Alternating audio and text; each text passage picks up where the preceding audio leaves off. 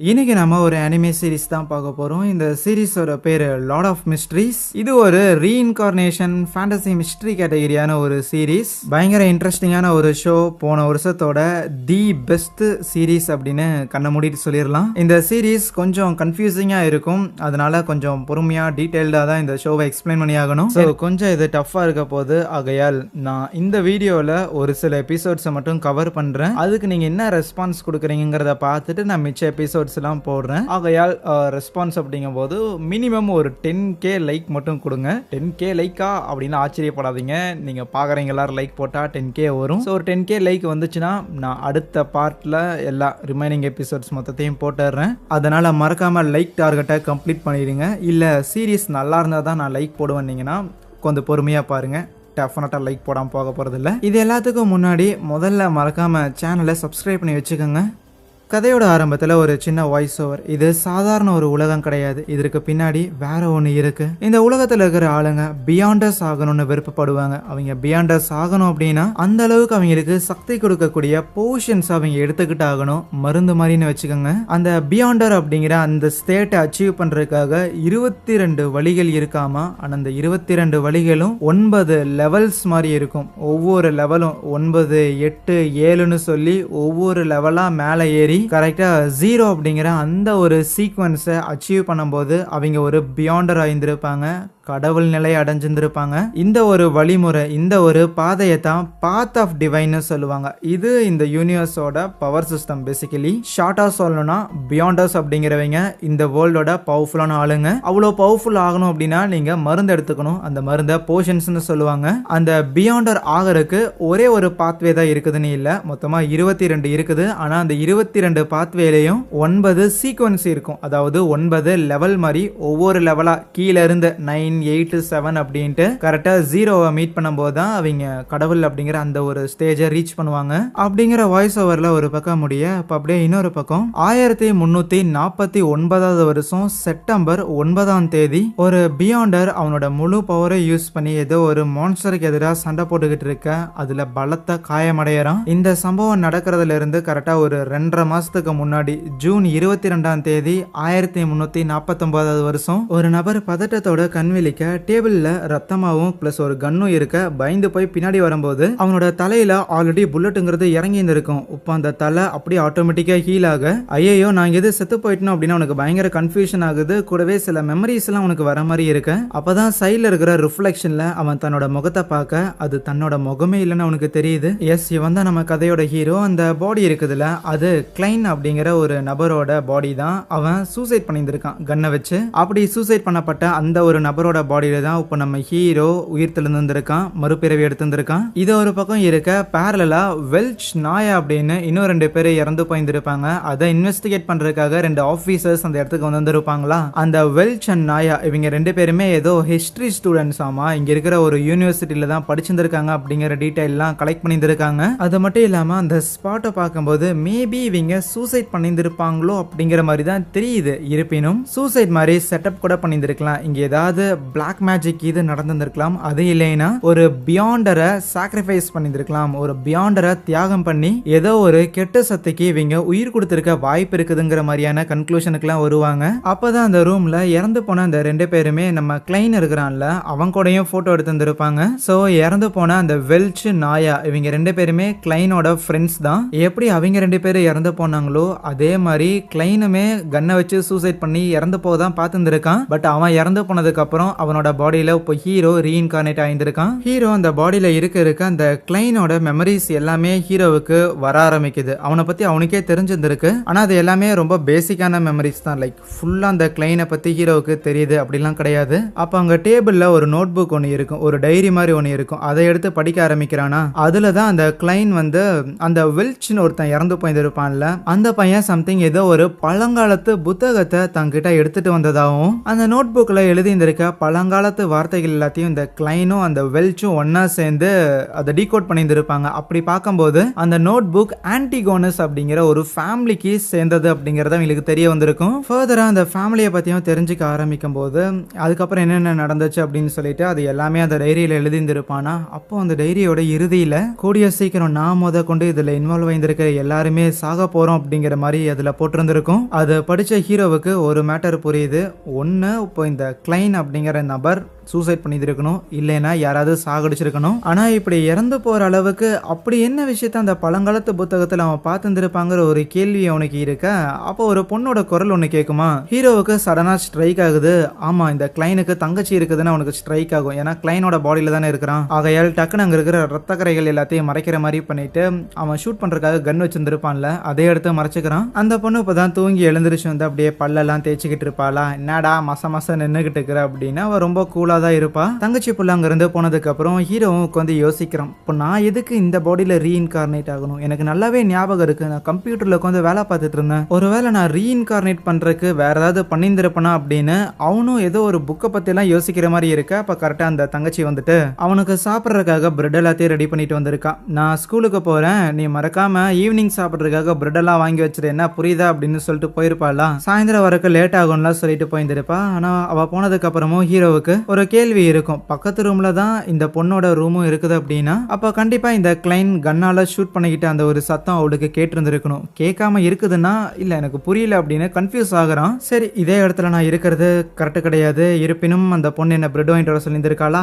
ஒரு அண்ணனா இதை போய் வாங்கியே ஆகணும்னு சொல்லிட்டு ஹீரோ பிரெட் வாங்குறதுக்காக போயிருந்திருப்பான். அப்படி பிரெட் வாங்கிக்கிட்டு இருக்கும் போது அந்த கடைக்கார லேடி கிட்ட அந்த கிளைன் எப்படி பேசுவானோ அதே மாதிரி தான் ஹீரோ பிஹேவ் பண்றான், பேசுறான். அது எல்லாமே அவனுக்கு தெரியுது, அவன் மெமரியில இருக்கு. ஆனா அப்போ கடைக்குள்ள இருக்கிற ஹீரோவை கடைக்கு வெளியில ஏதோ ஒரு மஞ்ச முடிக்காரன் நோட்டை விட ஹீரோ அதை கவனிக்கிறான். ஹீரோ கவனிச்சாங்கிறத பார்த்தோன்னே அவங்க இருந்து எஸ் ஆயிருவானா. இருப்பினும் அதை பெருசா எடுத்துக்காம ஹீரோ அதுக்கப்புறம் பிரெட் வாங்கிட்டு வந்துகிட்டு இருக்கும் போது அந்த ஊரே ஒரு மாதிரி ரொம்ப நார்மலா தான் இருக்கும். ஏதோ வரலாறு புத்தகத்துல வர ஒரு யூரோப்பியன் கண்ட்ரி மாதிரி தான் இருக்கு, பெரிய வித்தியாசம்லாம் இல்ல, ஒரு ஆல்டர்னேட் எர்த் மாதிரி இருக்கு அப்படின்லாம் யோசிச்சுட்டு வந்துகிட்டு இருப்பான். ஒரு பேரலல் யூனிவர்ஸ் மாதிரி இருக்கு அப்படின்லாம் அவன் நினைச்சிட்டு வந்துகிட்டு இருக்க.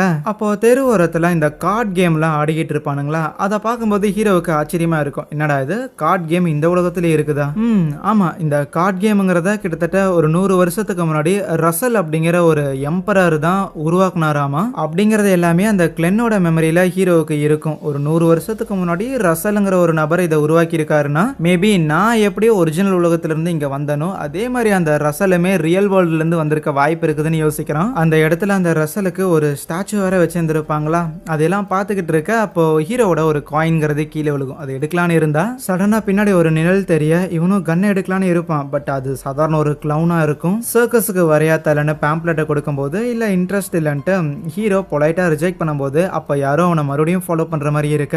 யாரா இருக்கும்னு ஹீரோ அவனை நோட்டை விடுறதுக்காக அங்க இருக்கிற ஒரு டென்ட்ல போய் ஒளிஞ்சுக்குவானா. ஹீரோவை ஃபாலோ பண்ணிட்டு இருக்கிற அந்த மஞ்ச முடிக்காரன் இருக்கிறான்ல, அவனை லியோ அப்படிங்கிற இன்னொருத்தன் கையில புக்கை வச்சுட்டு குறுகுறுன்னு பார்த்துக்கிட்டே இருக்க. அந்த லியோவை பார்த்தோன்னுமே அந்த மஞ்ச முடிக்காரன் அங்கிருந்து போயிடுறான். அதுவே ஹீரோ ஒளிஞ்சிருந்த அந்த டென்ட்டுங்கிறது இந்த ஜோசியன்லாம் சொல்ற மாதிரியான ஒரு இடம் போல. வந்துட்டீங்க, உங்களோட கடந்த காலம், நிகழ்காலம், எதிர்காலம்னு சொல்லி எதை நீங்க பாக்குறதுக்காக விருப்பப்படுறீங்க, எதா இருந்தாலும் சரி துல்லியமா எந்த ஒரு பிசுரும் தட்டாம எங்களால அது என்னங்கறத உங்களோட கண்ணு முன்னால கொண்டு வந்து காட்ட முடியும் அப்படின்லாம் பில்டப் கொடுக்க ஹீரோவுக்கு இதுல நம்பிக்கை இல்ல. இருந்தாலும் ட்ரை பண்ணி பார்க்கலான்ட்டு அந்த லேடி கிட்ட கார்ட்ஸை கொடுக்க சொல்லியிருந்திருப்பானா. அவங்களுமே ஒரு 3 கார்டை வச்சிருந்திருப்பாங்க. ஒவ்வொரு கார்டுமே ஹீரோவோட நிகழ்காலம், எதிர்காலம், அப்புறம் கடந்த காலம்னு சொல்லி அந்த 3ஐயுமே காட்டுற மாதிரி இருக்கும். எனக்கு நிகழ்காலத்தை பத்தி தான் தெரிஞ்சுக்கிட்டு ஆகணும்னு ஹீரோ சென்டர்ல இருக்கிற கார்டை எடுக்கும் போது அது ஒரு ஃபூலோட கார்டா இருக்கும், ஒரு முட்டாளோட கார்டா இருக்கும். முட்டாளுங்கிறது ஜீரோனா அதுதான் ஆரம்ப புள்ளி, அதுதான் நியூட்ரல், அங்கிருந்து தான் எல்லாமே நடக்கும். ஒருவேளை இப்போ என்னோட இந்த ஒரு பிரசன்ட்ங்கிறது ஜீரோ தானா, இங்கிருந்து தான் நான் எல்லாத்தையும் ஆரம்பிக்கணுமா அப்படின்னு ஹீரோ கொஞ்சம் டீப்பா யோசிக்க ஆரம்பிக்க அப்பதான் அந்த இடத்துக்கு ஆக்சுவலான ஜோசியக்காரியே வராங்க. நான் இல்லாத நேரத்துல கடையில வந்து உட்காந்துக்கிறியாடி அப்படின்னு அந்த போலி ஜோசியக்காரியை திட்டிக்கிட்டு இருப்பாங்களா. சே ஃபேக்கா, ஒரு செகண்ட்ல என்னையே ஏமாத்திட்டாங்கன்னு ஹீரோ சிரிக்கும் போது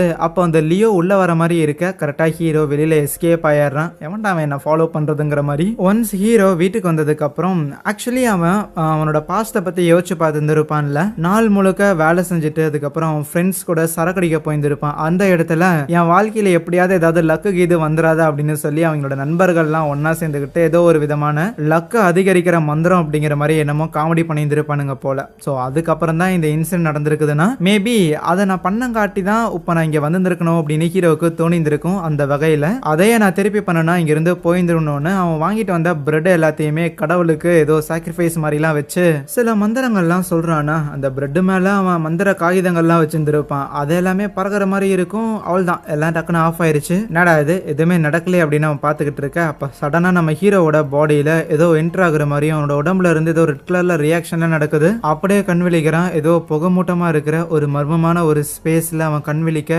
என்ன இடம்டா இதுன்னு ஒண்ணுமே தெரியாம பார்த்துட்டு இருப்பானா. பேரலா ஆத்ரே அப்படிங்கிற ஏதோ ஒரு பணக்கார வீட்டு பொண்ணு அவரோட வீட்டில் இருக்கும்போதும் அதுவே வில்சன் அப்படிங்கிற ஒரு பையன் கடல்ல டிராவல் பண்ணிக்கிட்டு இருக்கும்போது அவங்க ரெண்டு பேருமே ஹீரோ இருக்கிற அந்த ஒரு இடத்துக்கு சமன் பண்ணப்படுறாங்க. ஆனா அவங்க ரெண்டு பேரையுமே ஹீரோவால பார்க்க முடியல. சும்மா அங்க இருக்கிறாங்க அப்படிங்கறதான் பார்க்க முடியுது. அந்த ரெண்டு பேருக்கும் அதே தான். நம்ம ஹீரோவையோ இல்ல அவங்களையோ அவங்களால மாத்தி மாத்தி பார்த்துக்க முடியாது. ஆமா இவங்க ரெண்டு பேரும் யாரு இங்க என்ன பண்ணிட்டு இருக்காங்க? ஒருவேளை நான் தான் அவங்கள கூப்பிட்டனா என்ன ஏதுன்னு தெரியாம ஹீரோ பேபேன்னு பார்த்துக்கிட்டு இருப்பானா. அப்ப அந்த பொண்ணு சார் நீங்க தான் இந்த இடத்தோட ஓனரா, நீங்க தான் இந்த டிவைன் ரீலமோட ஓனரா அப்படின்லாம் கேட்க. என்னது டிவைன் ரீலமா?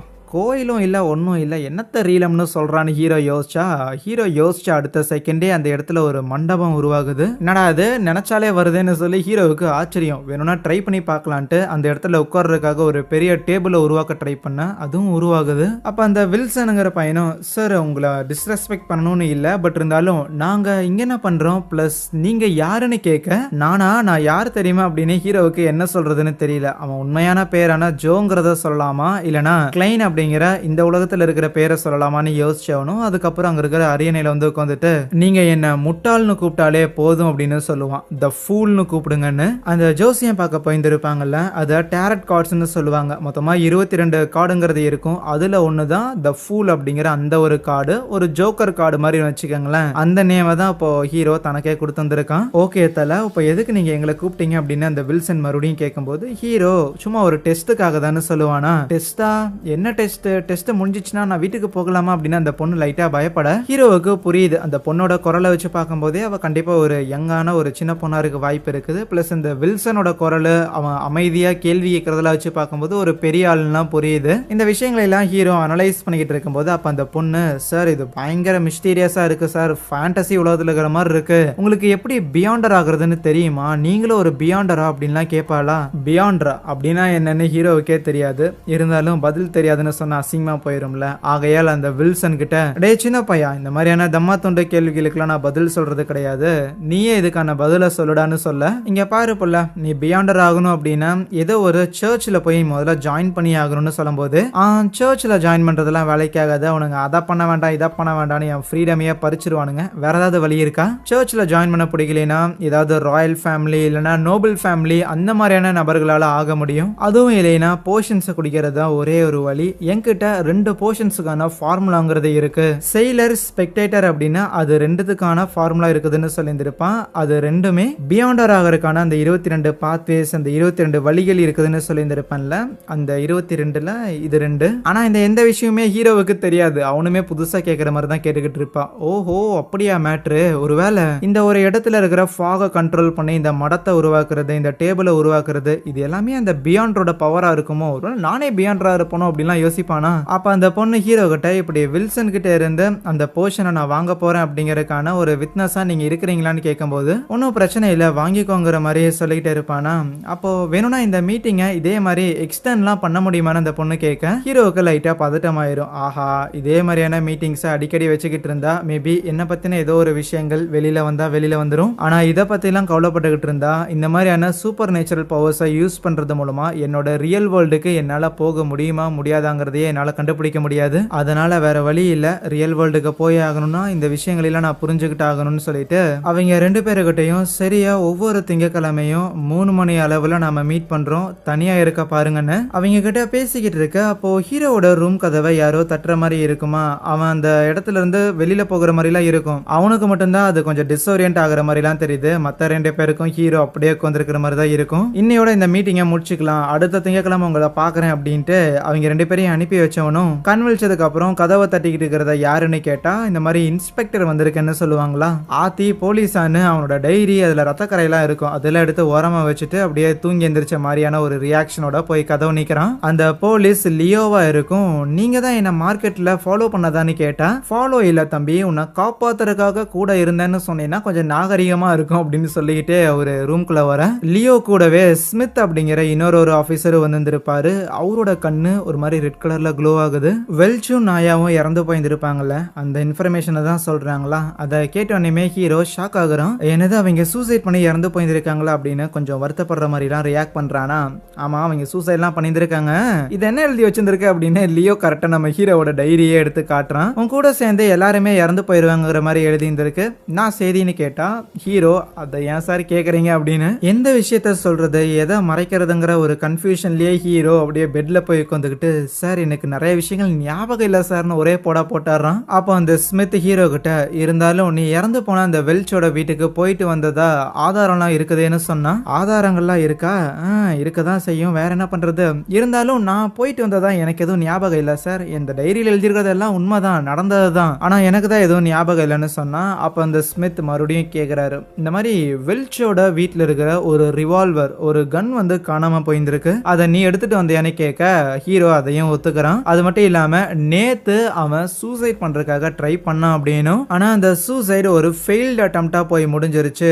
ஆனா ஒன்ஸ் நான் மயக்கமானதுக்கு அப்புறம் திருப்பியும் காலையில எழுந்திருச்சு பார்த்தா எனக்கு பெருசா எதுவும் ஞாபகம் இல்லை, என்னோட மெமரி எல்லாம் கொஞ்சம் காணாம போன மாதிரி இருக்குது சார். இவ்வளவு சொன்னதுக்கு அப்புறமும் என்ன பார்த்தா உங்களுக்கு பொய் சொல்ற மாதிரி தெரியுதான்னு கேட்டா, வெல் உன்னை பார்த்தா எனக்கு என்ன தோணுதுங்கிறது எனக்கு முக்கியம் கிடையாது, எனக்கு நீ என்ன சொல்றங்கிறது தான் முக்கியம். இன்கேஸ் உன்னோட மெமரி தான் அஃபெக்ட் ஆயிருக்குதுன்னா ஒன்னும் கவலைப்படாத, எங்க கிட்ட உன்னோட மெமரியை வந்து ஆக்சஸ் பண்ற மாதிரியான சில எக்ஸ்பர்ட்ஸ் எல்லாம் இருக்கிறாங்க, அவங்க ஒன்ஸ் உன்னோட மெமரியை செக் பண்ணிட்டு என்ன ஏதுங்கிற ரிசல்ட் கொடுப்பாங்க, அதை வச்சு முடிவு எடுத்துக்கலாம் அப்படின்னு அங்கிருந்து கிளம்பலான்னு இருக்கும்போது, ஆஹா மெமரியை செக் பண்ண போறானுங்கன்னா அப்போ நான் ரியல் வேர்ல்டுல இருந்து வந்தங்கிற விஷயம் அதெல்லாம் அவங்களுக்கு தெரிய வந்துருமோன்னு ஹீரோ லைட்டா பேனிக் ஆகுறானா. அப்ப அந்த லியோ ஹீரோவை பார்த்து, நீ உன்னையே ஒரு லக்கியான ஆளுன்னு தான் சொல்லிக்கிட்டு ஆகணும், ஏன்னா நாங்க எந்த கேஸை இன்வெஸ்டிகேட் பண்ண போனாலுமே யார் அந்த கேஸ்ல இன்வால்வ் ஆயிருந்தாலும் கண்டிப்பா அவங்க இறந்து போயிருப்பாங்க, அந்த வகையில நீ இறந்து போகாம இருக்கிறது ஆச்சரியம் தான், பிளஸ் அது உன்னோட லக்கும் தான் அப்படின்னு சொல்லிட்டு வெளியில வருவாங்களா. ஹீரோவை அவங்க கூட்டிட்டு போகிறதா இருப்பாங்க. ஆஹா இவங்க கூட இது போனா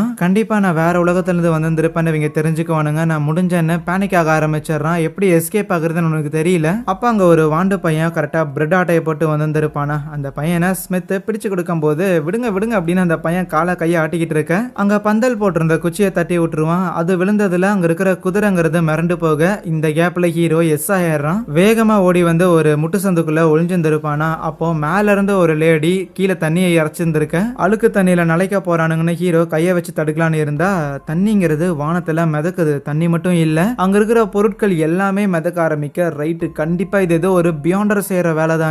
அந்த ஒரு தெருக்குள்ளேயே அவன் அங்கிட்டும் இங்கிட்டும் ஓடுவான். அந்த தெரு வந்து இன்செப்ஷன் படத்துல வர மாதிரிலாம் அப்படி இப்படிலாம் அந்த தெரு வந்து இடம்லாம் மாற ஆரம்பிக்குது. கரெக்டா ஒரு முட்டு சந்தில இருந்து அவன் வெளியில வரும்போது அங்க ஒரு குதிரை வண்டிங்கிறது இருக்கும். வேகமா அதுல ஏறிட்டு சீக்கிரம் இங்க இருந்து போங்க சார்னு சொல்ல அவங்களும் கொஞ்சம் தூரம் கூட்டிட்டு போவாங்களா. சரி சரி இதே இடத்துல நிறுத்துங்கன்னு கேட்டதுக்கு நிறுத்த முடியாது, வெல்ச்சோட வீட்டுக்கு போனதுக்கு அப்புறம் நிறுத்துறேன்னு சொல்லுவான். ஏன்னா அந்த குதிரை வண்டியை ஓடிட்டு வர்றது அது நம்ம ஸ்மித்தா இருக்கும். கட் பண்ணா ஹீரோ கண் விழிக்க அவன் வீட்டுல தான் இருப்பான். ஆத்தாடி நடந்ததெல்லாம் கனவு தானே அப்படின்னு கொஞ்சம் ரிலாக்ஸ் ஆகலான்னு இருந்தா கதவு நீக்கிட்டு மறுபடியும் அந்த ஸ்மித் வர மாதிரி இருக்கும். ஹீரோ கிட்ட வந்துட்டு என் பேர் தான் ஸ்மித், ஏற்கனவே சொல்லிட்டேன், அப்புறம் எங்க கிட்ட இருந்து மறுபடியும் எஸ்கேப் ஆகணுங்கிற மாதிரியான முட்டாள்தனம் எல்லாம் பண்ணிக்கிட்டு இருக்காதீங்க, ஏன்னா நைட் டைம்ல நாங்க எல்லாரும் இன்னும் பவர்ஃபுல்னு சொன்னா. பவர்ஃபுல்லா நாங்களா, என்னடா சொல்றேன், என்ன நீயும் ஒரு பியாண்டான்னு ஹீரோ ஷாக் ஆகும் போது அப்ப ஹீரோ பின்னாடி ஏதோ ஒரு பொண்ணு வர மாதிரி இருக்கும். டக்குன்னு ஏதோ ஒரு சமமான ஒரு நிலப்பகுதியில நிக்கிற மாதிரியும் அங்க புகை மூட்டத்துல ஹீரோவோட ரியல் ஃபேமிலி இருக்குதுல்ல, ரியல் வேர்ல்ட்ல இருக்கிற ஃபேமிலி அவங்க எல்லாம் இருக்கிற மாதிரி தெரியுது, அந்த மெமரிஸ் எல்லாம் தெரியுது. ஹீரோவோட மெமரிக்குள்ள போன ஒரு லேடி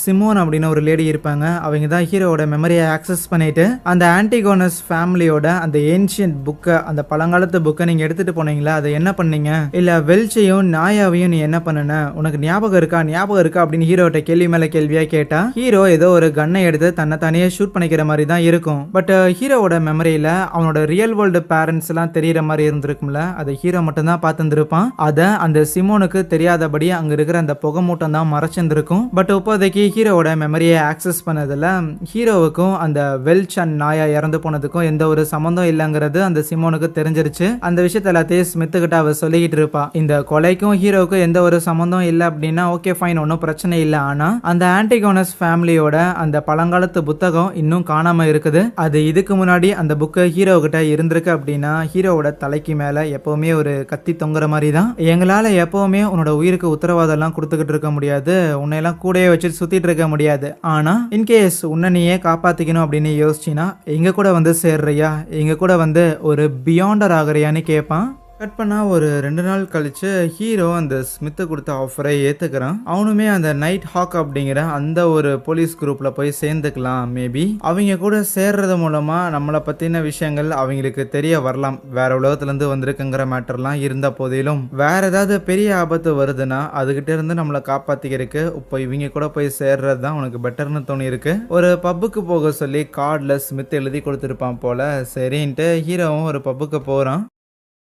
அங்க இருக்கிற பார்டெண்டர் என்னப்பா வேணும்னு கேட்டதுக்கு ஸ்மித்தோட பேரை சொல்லுவானா. ஓ அதுக்காக வந்திருக்கியான்னு ஹீரோவை ஒரு லிஃப்ட்ல அனுப்பிவிட அந்த லிஃப்ட் மூலமா டைரக்டா அந்த நைட் ஹாக்கோட ஹெட் குவார்டர்ஸுக்கு ஹீரோ போறான். அங்க போயிட்டு ரிசப்ஷன்ல ஒரு கிளர்க் ஒருத்தங்க இருப்பாங்க. அவங்க கிட்ட இந்த மாதிரி தன்னோட பேரெல்லாம் சொல்லி இன்ட்ரடியூஸ் ஆயிக்க, ஓ ஆமா புதுசா ஒரு ஆள் வர போறாங்கன்னு ஆல்ரெடி ஸ்மித் சொல்லியிருந்தாரு, வாங்க வாங்க அப்படின்னு கூட்டிட்டு போறா. அப்படி கூட்டிட்டு போகும்போது லியோ அந்த இடத்துல தான் இருக்கிறாங்கிறதையுமே ஹீரோ கவனிக்க செய்யறான். கூடவே ஆப்போசிட்ல ரே அப்படிங்கிற இன்னொரு பொண்ணையுமே காட்டுறாங்க. அவதான் ரே. பெருசா எதுவும் பேசுனது இல்ல, நானே இங்க ரொம்ப நாளா இருக்கிறேன், என்கிட்ட எதுவும் பேச மாட்டா அப்படிங்கிற மாதிரி அந்த கிளர்க் அதெல்லாம் சொல்லிட்டு அடுத்ததாக ஃப்ரே அப்படின்னு எவனோ ஒருத்தன் இருப்பான். அங்க சில பாடிஸ் எல்லாத்தையும் எக்ஸாமின் பண்ணிட்டு இருப்பான். பாக்குறதுக்கு தான் அந்த ஃப்ரே பயங்கர டெரரால இருப்பான், மற்றபடி பயங்கர நல்ல ஒருத்தன். அவன் எனக்கு டிராயிங் எல்லாம் பண்ண சொல்லி கொடுத்துருக்கான் தெரியுமா அப்படின்னு அதெல்லாம் சொல்லிட்டு அடுத்ததாக கென் அப்படிங்கிற இன்னொரு பையனை வழியில மீட் பண்றாங்க. அவனுமே இப்போ புதுசா சேர்ந்திருக்க ஒரு பையன் தானாமா. ஆனா ஒரு 6 மாசத்துக்கு முன்னாடியே சேர்ந்துருப்பான். 6 மாசத்துக்கு முன்னாடியே சேர்ந்திருந்தோம். இன்னி வரைக்கும் ஏதாவது மிஷின் கீது பண்றதுக்காக கொடுத்தா அதை நினைச்சு இன்னுமே அவன் பயந்துட்டு இருக்கிற மாதிரியான ஒரு ஆள்லாம் பேசிட்டு நேரா ஸ்மித் இருக்கிற ரூமுக்குமே வந்துட்டு, ஓகே இங்கதான் ஸ்மித் இருக்கிறான், நீ போய் அவனை பாருன்னு சொன்னா. ஏன் நீங்க வரலையான்னு கேட்டதுக்கு அந்த ஆளை பார்த்தாலே ஒரு மாதிரி இன்டிமேட்டிங்கா இருக்கிறான், லைக் ஏதோ ஒரு அப்பா மாதிரி ஃபாதர் ஃபிகர் மாதிரியான ஒரு பிஹேவியர் அந்த ஆள்கிட்ட இருந்து வரும், அதனால பெருசா அந்த ஆள்கிட்ட டச் வச்சுக்கிறது இல்லைன்னு சொன்னா ஹீரோவால புரிஞ்சுக்க முடியுது. சில பேருக்கு அப்பாவை பார்த்தா லைட்டா பயம் இருக்கதான் செய்யும்னு. நேரா உள்ள போய் ஸ்மித்தை மீட் பண்ணா, பரவாயில்லையே பையா சொன்ன மாதிரியே வந்துட்டியே, சரி இந்த பேப்பர்ல சைன் போடுன்னு அவனை இந்த கம்பெனியில வேலைக்கு எடுத்துக்கிற மாதிரி கான்ட்ராக்ட்லாம் போடுறாங்க. சும்மா வெறும் ஃபார்மாலிட்டிக்காக மட்டும்தான், வெறும் பேப்பர் வைஸ் மட்டும்தான். மற்றபடி இவங்க ஆக்சுவலி பண்ண போறதுங்கிறது அந்த பியாண்டர்ஸ்க்கான வேலையா தான் இருக்கும். ஆனா நீ இப்படி எங்க கூட சேர்ந்துருக்க, ஒரு பியாண்டர் ஆய்ந்திருக்க அப்படின்னா நீ உன்னோட கண்ட்ரோலை கூட லூஸ் பண்ண வாய்ப்பு இருக்குது. அதுவும் அந்த பாக்ஸ்ல ஒரு மெழுகுபத்தி இருக்குதுல்ல, அதை எடுத்துட்டு என் பின்னாடி ஃபாலோ பண்ணணும்னு சொல்லும் போது இவனும் பின்னாடியே போறான். கண்ட்ரோல லூஸ் பண்ணிடுவேன்னு சொன்னீங்களே என்ன மேட்டர்னு கேட்டுக்கிட்டே போனா நேரா ஒரு ரூம்குள்ள கூட்டிட்டு போறாப்ல. அந்த ரூம்ல ஏகப்பட்ட கல்லறைகள் பிளஸ் அது எல்லாத்துக்கும் மெழுகுவத்திங்கிறது ஏத்தப்பட்டிருந்திருக்கும். இவங்க எல்லாருமே இதற்கு முன்னாடி பியாண்டர்ஸா இருந்து இறந்து போனவங்களாமா. இதுல ஏகப்பட்ட பேர் இறந்து போனதுங்கிறது அவங்களோட கண்ட்ரோல்ஸை அவங்க லூஸ் பண்ணி தான். ஆனா என்னைக்கும் அவங்கள நம்ம ஞாபகம் வச்சிருந்திருப்போம், என்னைக்கும் அவங்களோட வழிகள்ல தான் நம்ம நடப்போம் அப்படின்னு ஒரு சொல்ல ஹீரோமே கொண்டு வந்த மெழுகுவத்தியை அந்த இடத்துல ஏத்தி வைக்கிறான். அப்போ ஸ்மித் ஹீரோ கிட்ட இந்த மாதிரி கிரியேஷன் மித்து என்னன்னு உனக்கு தெரியுமான்னு கேக்குறான். கிரியேஷன் மித்துங்கிறது இந்த உலகத்துல இந்த உலகம் எப்படி உருவாச்சு அப்படிங்கறதுக்கான ஒரு கட்டுக்கதையாக இருக்கும். ஹீரோக்கும் அந்த கதைகள் தெரிஞ்சிருந்திருக்கு. ஒரு பெரிய பிரளயத்திலிருந்து நம்மளெல்லாம் படைத்தவர் எழுந்திருச்சு முதல் வெளிச்சத்தை அவர் உருவாக்குனாரு. அந்த வெளிச்சத்துக்கு அப்புறம் இந்த பேரண்டமாவும் இந்த வெரி எக்ஸிஸ்டன்ஸாவும் தன்னைத்தானே அவரு மாத்திக்கிட்டாரு. அவரோட கண்கள் சுட்டரிக்கும் சூரியன், அதுக்கப்புறம் கிரிம்சன் மூன்னு சொல்லுவான். இவங்க ஊர்ல இருக்கிற நிலவுங்கிறது ஒரு மாதிரி சிவப்பு கலர்ல இருக்கும். அந்த ஆளோட உடல்கள் தான் நிலமாவும் நட்சத்திரங்களாகவும் மாறுச்சு. அவரோட முடிங்கிறது ஃபீனிக்ஸாவும் அவரோட காதுகள் வந்து அரக்கர்கள் நிறையாவும் மாறுச்சு அப்படின்னு சொல்லி முடிக்க கரெக்டு தான். இதே மாதிரி தான் பியாண்டர்ஸ் ஆன நம்மளுக்குமே பியாண்டர்ஸ் ஆகிறதுக்கு 22 பாத்வேஸ்ங்கிறது இருக்கு. இப்போ இந்த இடத்துல அந்த 22 பாத்வேஸ்ல 4 பாத்வேக்கான அந்த சீக்வன்ஸ் 9 அப்படிங்கிற இனிஷியல் ஸ்டேஜ்ல என்டர் ஆகிறதுக்கான போர்ஷன்ஸ்ங்கிறது இவங்க கிட்ட இருக்காமா. ஏற்கனவே சொன்ன மாதிரி 22 பாத்வேஸ்ங்கிறது இருக்கும். அந்த 22 பாத்வேக்கும் ஒரு 10 லெவல் மாதிரி இருக்கும், 9ல இருந்து 0 வரைக்கும். ஸோ அதுல 9வது லெவல், அதாவது இனிஷியல் ஸ்டேஜுக்கு போறதுக்கான போர்ஷன்ஸ்ங்கிறது இவங்க வச்சிருந்திருக்காங்க. 4 பாத்வேஸ்க்கானது. ஸோ அந்த 4ல உனக்கு எதை வேணுமோ நீ சூஸ் பண்ணிக்கோ. வேணும்னா இங்க இருக்கிற லெபார்டரியில ஒரு கெலபீஸ் ஒன்று இருக்கும், அதுகிட்ட போய் டிஸ்கஸ் பண்ணி முடிவெடுன்னு ஹீரோவை அனுப்பிவிட சரின்னு ஹீரோவும் வந்துட்டு இருக்கும்போது அவனுக்கும் என்ன பாத்வேவை சூஸ் பண்றதுன்னு அப்படின்னு தெரியல. ஒவ்வொன்றுக்கும் ஒவ்வொரு மாதிரியான பவர்ஸுங்கிறது இருக்கும். அதனால எதை சூஸ் பண்றங்கிற மாதிரியான ஒரு குழப்பத்திலேயே தான் நேரா அந்த லேபுக்கும் போவானா. அங்க போனா ஒரு வயசான ஒருத்தர் இருப்பார். அவர் பேரு நீல். அவர் ஏதோ ஒரு ஆராய்ச்சி எல்லாம் பண்ணி சொதப்பிக்கிட்டு இருக்க ஹீரோ உள்ள வரத பார்த்தோன்னே ஓகே ஏதோ ஒரு புது பையன் வந்திருக்காங்கிற மேட்டர் அந்த நீலுக்கும் தெரிஞ்சிருந்திருக்க போல.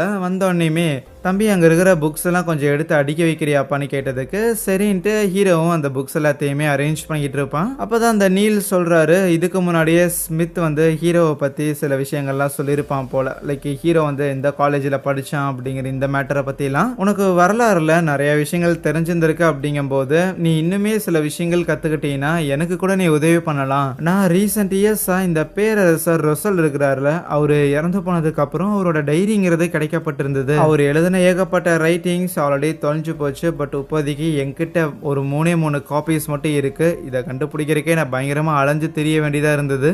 ஆனால் இதில் பிரச்சனை என்னன்னா இந்த டைரியில் கொஞ்சம் வித்தியாசமான ஒரு சிம்பிள்ஸ் எல்லாத்தையும் பயன்படுத்தி இருந்திருக்காப்புல. ஒருவேளை இந்த சிம்பிள்ஸுக்கு ஏதாவது மிஸ்டீரியஸான பவர்ஸ் இது இருக்குமா அப்படிங்கிற சந்தேகம் ஒரு பக்கம் இருந்தாலும் கடந்த 150 வருஷமாக இந்த டைரியில் இருக்கிற விஷயங்களை யாருமே டீகோட் பண்ணவே இல்லை. இவர் தான் பண்ணியிருந்திருக்காரு. ஆனால் இவராலையும் பெருசாக அதில் இருக்கிற எல்லா விஷயத்தையும் அவரால் டீகோட் பண்ண முடியல. ஏதோ ஒரு சில விஷயங்களை மட்டும் டீகோட் பண்ணி பார்க்கும்போது தான் இவர்கிட்ட இருக்கிற அந்த மெட்டீரியல் இருக்குதுல்ல, அதுவுமே வந்து அந்த ஃபுல்லஸ்டான நோட்டுங்கிறது கிடையாது. வெறும் பேப்பர்ஸா மட்டும்தான் இருக்கும். அந்த பேப்பர்ஸ்ல இருக்கிற சில விஷயங்கள் எல்லாம் அவர் டீகோட் பண்ணதுக்கு அப்புறம் தான் இது அவரோட பர்சனல் டைரிங்கிற மேட்டரையே அவர் கண்டுபிடிச்சிருந்திருப்பாரு. ஆனா இதை ஹீரோ கிட்ட காட்டும் போது ஹீரோ பயங்கரமா ஷாக் ஆகுறான். ஏன்னா அது சைனீஸா இருக்கும். அதனாலே அவனால ரொம்ப சுலபமாவே அதுல என்ன இருக்குதுங்கிற விஷயத்தெல்லாம் படிக்க முடியுது. அந்த ஆள் அந்த ரொசல் கட்ஸ்டவ் அப்படிங்கிற அந்த ஒரு நபர் இந்த உலகத்துக்கு டிரான்ஸ்போர்ட் ஆகி வந்து ஒரு எம்பரரா இருந்திருக்கான். இந்த உலகத்துல இருக்கிற ஒரு பொண்ணை வந்து கல்யாணம் பண்ணியிருந்திருக்கான். அதுக்கப்புறம் அந்த பியாண்டர்ஸ் அப்படிங்கிற அந்த ஒரு பவர், அதுக்கு தேவையான அந்த போர்ஷன்ஸ்னு சொல்லி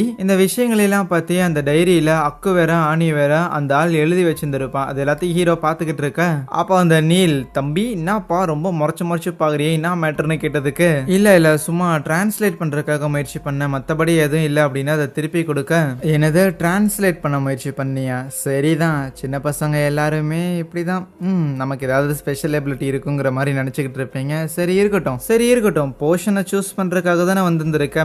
என்ன போர்ஷனை நீ இப்போ சூஸ் பண்ணலான்னு இருக்கிற?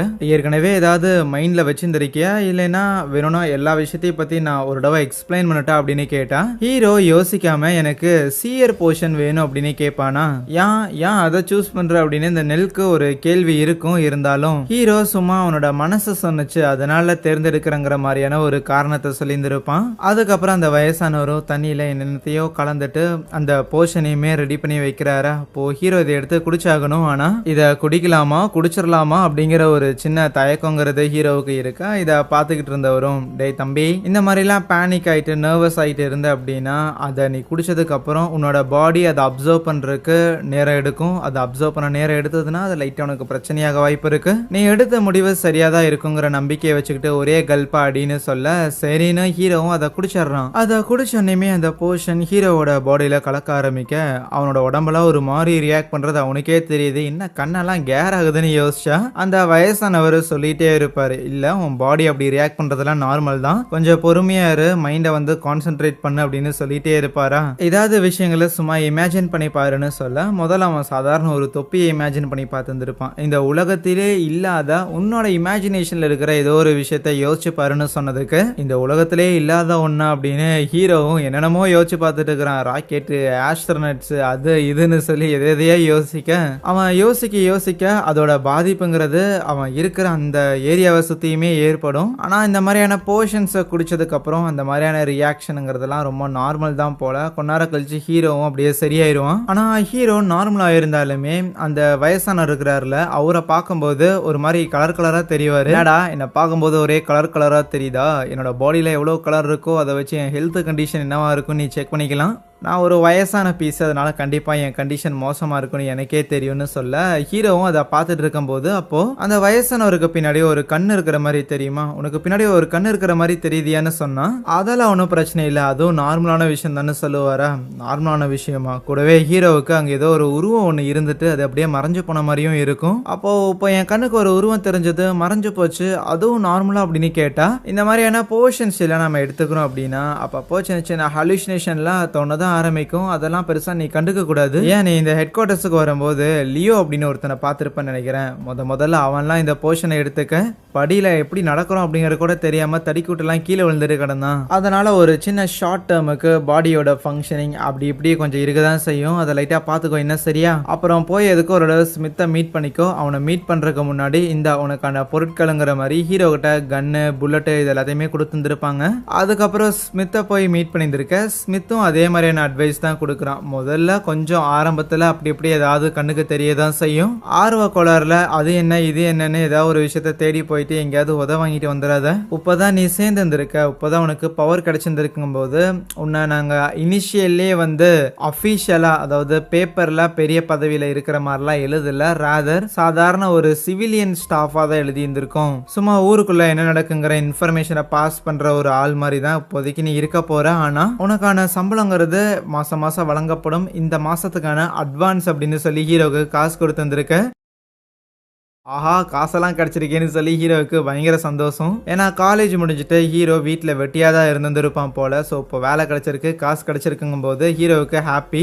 ஏற்கனவே பார்த்த மாதிரி ஹீரோவுக்கு அந்த கிளினோட மெமரிங்கிறது இருக்கும். அதனாலேயே அவனோட வீட்டோட ஃபினான்ஷியல் கண்டிஷன் என்னங்கிறது அவனுக்கு தெரியும். கட் பண்ணா அன்னைக்கு ஈவினிங் ஹீரோ ஒரு குச்சியை ஒன்று வாங்கி வச்சுக்கிட்டு சும்மா ஒரு தொப்பியுமே போட்டுக்கிட்டு அந்த வெல்ச் அப்படிங்கிற ஒரு பையன் ஒருத்தர் இருந்திருந்தான்ல, அந்த கிளின் கூட படிச்ச ஒரு பையன், அவன் கூட இறந்து போயிருந்திருப்பான். ஸோ அந்த வெல்ச்சோட வீட்டை சுத்தி சும்மா ஹீரோ நடந்துகிட்டு இருப்பான். எதனாலனா அதுதான் உனக்கு கொடுக்கப்பட்ட வேலை, கொஞ்ச நாளைக்கு இந்த மாதிரி நடங்கிற மாதிரி ஸ்மித் சொல்லியிருந்திருப்பான் போல. அப்படி நடந்து வந்துகிட்டு இருக்கும் போது கரெக்டா ஒரு குதிரை வண்டியில வந்த லியோ ஒரு சின்ன வேலை இருக்குவாமே, வந்து வண்டியில ஏறுன்னு சொல்லி ஹீரோவை கூட்டிட்டு போறாங்க. பயங்கரமா மழை பெஞ்சுக்கிட்டு இருக்க. இப்ப எதுக்கு ஹீரோவை லியோ கூட்டிட்டு வந்திருக்கான்னு பார்த்தா ஏதோ ஒரு குட்டி பையனை கடத்திட்டாங்களாமா. இந்த புகையிலையெல்லாம் விற்பாங்கல்ல, ஸோ அந்த மாதிரி புகையில பிசினஸ் பண்ணிட்டு இருக்கிற ஏதோ ஒரு பெரிய ஆளோட பையனை கடத்திருக்காங்க. அப்போ அந்த பையனை தேடுறதுக்காக தான் இந்த ஆள் கிளம்புறாருன்னா அப்போ நாம வெறும் பியாண்டர்ஸ் மட்டும் டீல் பண்ண மாட்டோமா, இந்த மாதிரி சாதாரண பொட்டி கேஸையும் டீல் பண்ணதா செய்வோமான்னு கேட்டதுக்கு, தம்பி வெளி உலகத்தை பொறுத்த வரைக்கும் நம்ம ஒரு செக்யூரிட்டி ஆஃபீஸர்ஸ் மாதிரி ஒரு போலீஸ் மாதிரி, அதனால அப்பப்போ இந்த போலீஸ் வேலையும் நம்ம சேர்த்து தான் செய்யணும். அது மட்டும் இல்லாம இந்த காணாம போன பையனோட அப்பா அவரு கொஞ்சம் ரெகுலரான ஒரு கிளைண்ட்னு வச்சுக்கோவேன். இதுக்கு முன்னாடி ஏதோ பூனை காணாம போயிருக்கு அப்படின்லாம் கம்ப்ளைண்ட் கொடுக்க வந்திருக்காரு. அது மட்டும் இல்லாம ஒரு பியாண்டரோட பவர் இருக்கிற நீ உங்ககிட்ட சியர் அப்படிங்கிற ஒரு பவர் இருக்குதுல்ல, அந்த பவரை பயன்படுத்த இதுதான் காணாம போன பையனோட சொக்கான கொடுக்கும் போது ஹீரோவும் சரின்னு வாங்கிட்டு தரையில வச்சு அந்த துணி மேல ஹீரோவோட அந்த ஸ்டிக் இருக்கும்ல அதையும் வச்சுட்டு அவன் பவர்ஸ் அவன் பயன்படுத்த ஆரம்பிக்கிறான். அந்த பையன் முதல்ல அவங்க அப்பாவோட கையை விட்டுட்டு ஏதோ ஒரு சந்துக்குள்ள ஓடி போய் தான் தொலைஞ்சிருந்திருக்கான் போல. அது எல்லாமே ஹீரோவுக்கு தெரிய வருது. அவங்ககிட்ட சியர் அப்படிங்கிற ஒரு பவர் தானே இருக்கும், பாக்குறவன் அப்படிங்கிற மாதிரியான ஒரு பவரா இருக்கும். அதனால அந்த குட்டி பையனை எங்க கடத்தி வச்சிருந்திருக்காங்க அப்படிங்கிற அந்த விஷயத்த அந்த ஸ்டிக் இருக்குதுல அந்த குச்சி அது காட்டி கொடுக்க ஹீரோவும் வழி சொல்றான். அந்த குச்சி சொல்ற வழியை ஃபாலோ பண்ணிட்டு நேரா ஏதோ ஒரு ஸ்ட்ரீட்ல இருக்கிற ஒரு பெரிய மேன்ஷன் மாதிரியான ஒரு இடத்துக்கு வந்திருந்திருக்காங்க. ஆல்மோஸ்ட் அந்த பையன் இங்கதான் இருக்கிறான் அப்படிங்கிற விஷயத்தையும் கண்டுபிடிச்சிட்டாங்க. அது மட்டும் இல்ல ஹீரோவால கதவுக்கு பின்னாடி யாரு இருக்கிறாங்க, அவங்க என்ன பண்ணிட்டு இருக்கிறாங்க அப்படின்னு எல்லா விஷயத்தையுமே ஹீரோவால அவனோட பவர்ஸ் யூஸ் பண்ணியே பார்க்க முடியுது. உள்ள கடத்தின 2 ஆளுங்க பிளஸ் அந்த குட்டி பையனும் இருக்க விஷயத்த சொன்னோன்னு லியோ ஓகே நீ அண்ணன் பாத்துக்கிறேன்னு கதவை உடைச்சுக்கிட்டு உள்ள வந்து சண்டை போட ஆரம்பிக்கிறானா. அவங்க 2 பேரையுமே அவன் அசால்ட்டா லெஃப்ட் ஹேண்ட்ல டீல் பண்ணிட்டு இருப்பான். அந்த ஆளுங்க கன்னை எடுத்து ஃபயர் பண்ற மாதிரி இருந்தாலுமே அந்த புல்லட்ல இருந்து எஸ்கேப் ஆயிட்டு இந்த ஊர்ல எத்தனையோ நல்ல நல்ல வேலை இருக்கு, அதையெல்லாம் விட்டுட்டு ஏன்டா கடத்தல் தொழில ஒரு வேலைன்னு பாத்துட்டு இருக்கிறீங்க, கடத்தினா நாங்க வருவோம்னு தெரியாதாரா அவங்களுக்குன்னு போட்டு கொடூரமா சண்டை போட்டுட்டு இருப்பான். 2 பேரையும் அடிச்சு போட்டதுக்கு அப்புறம் உள்ள வந்த ஹீரோ அவனுங்க யாருன்னு உனக்கு தெரியுமா ஐயான்னு கேட்டுட்டு அங்க இருக்கிற அந்த குட்டி பையனை அவிழ்த்து விடலான்னு இருக்க.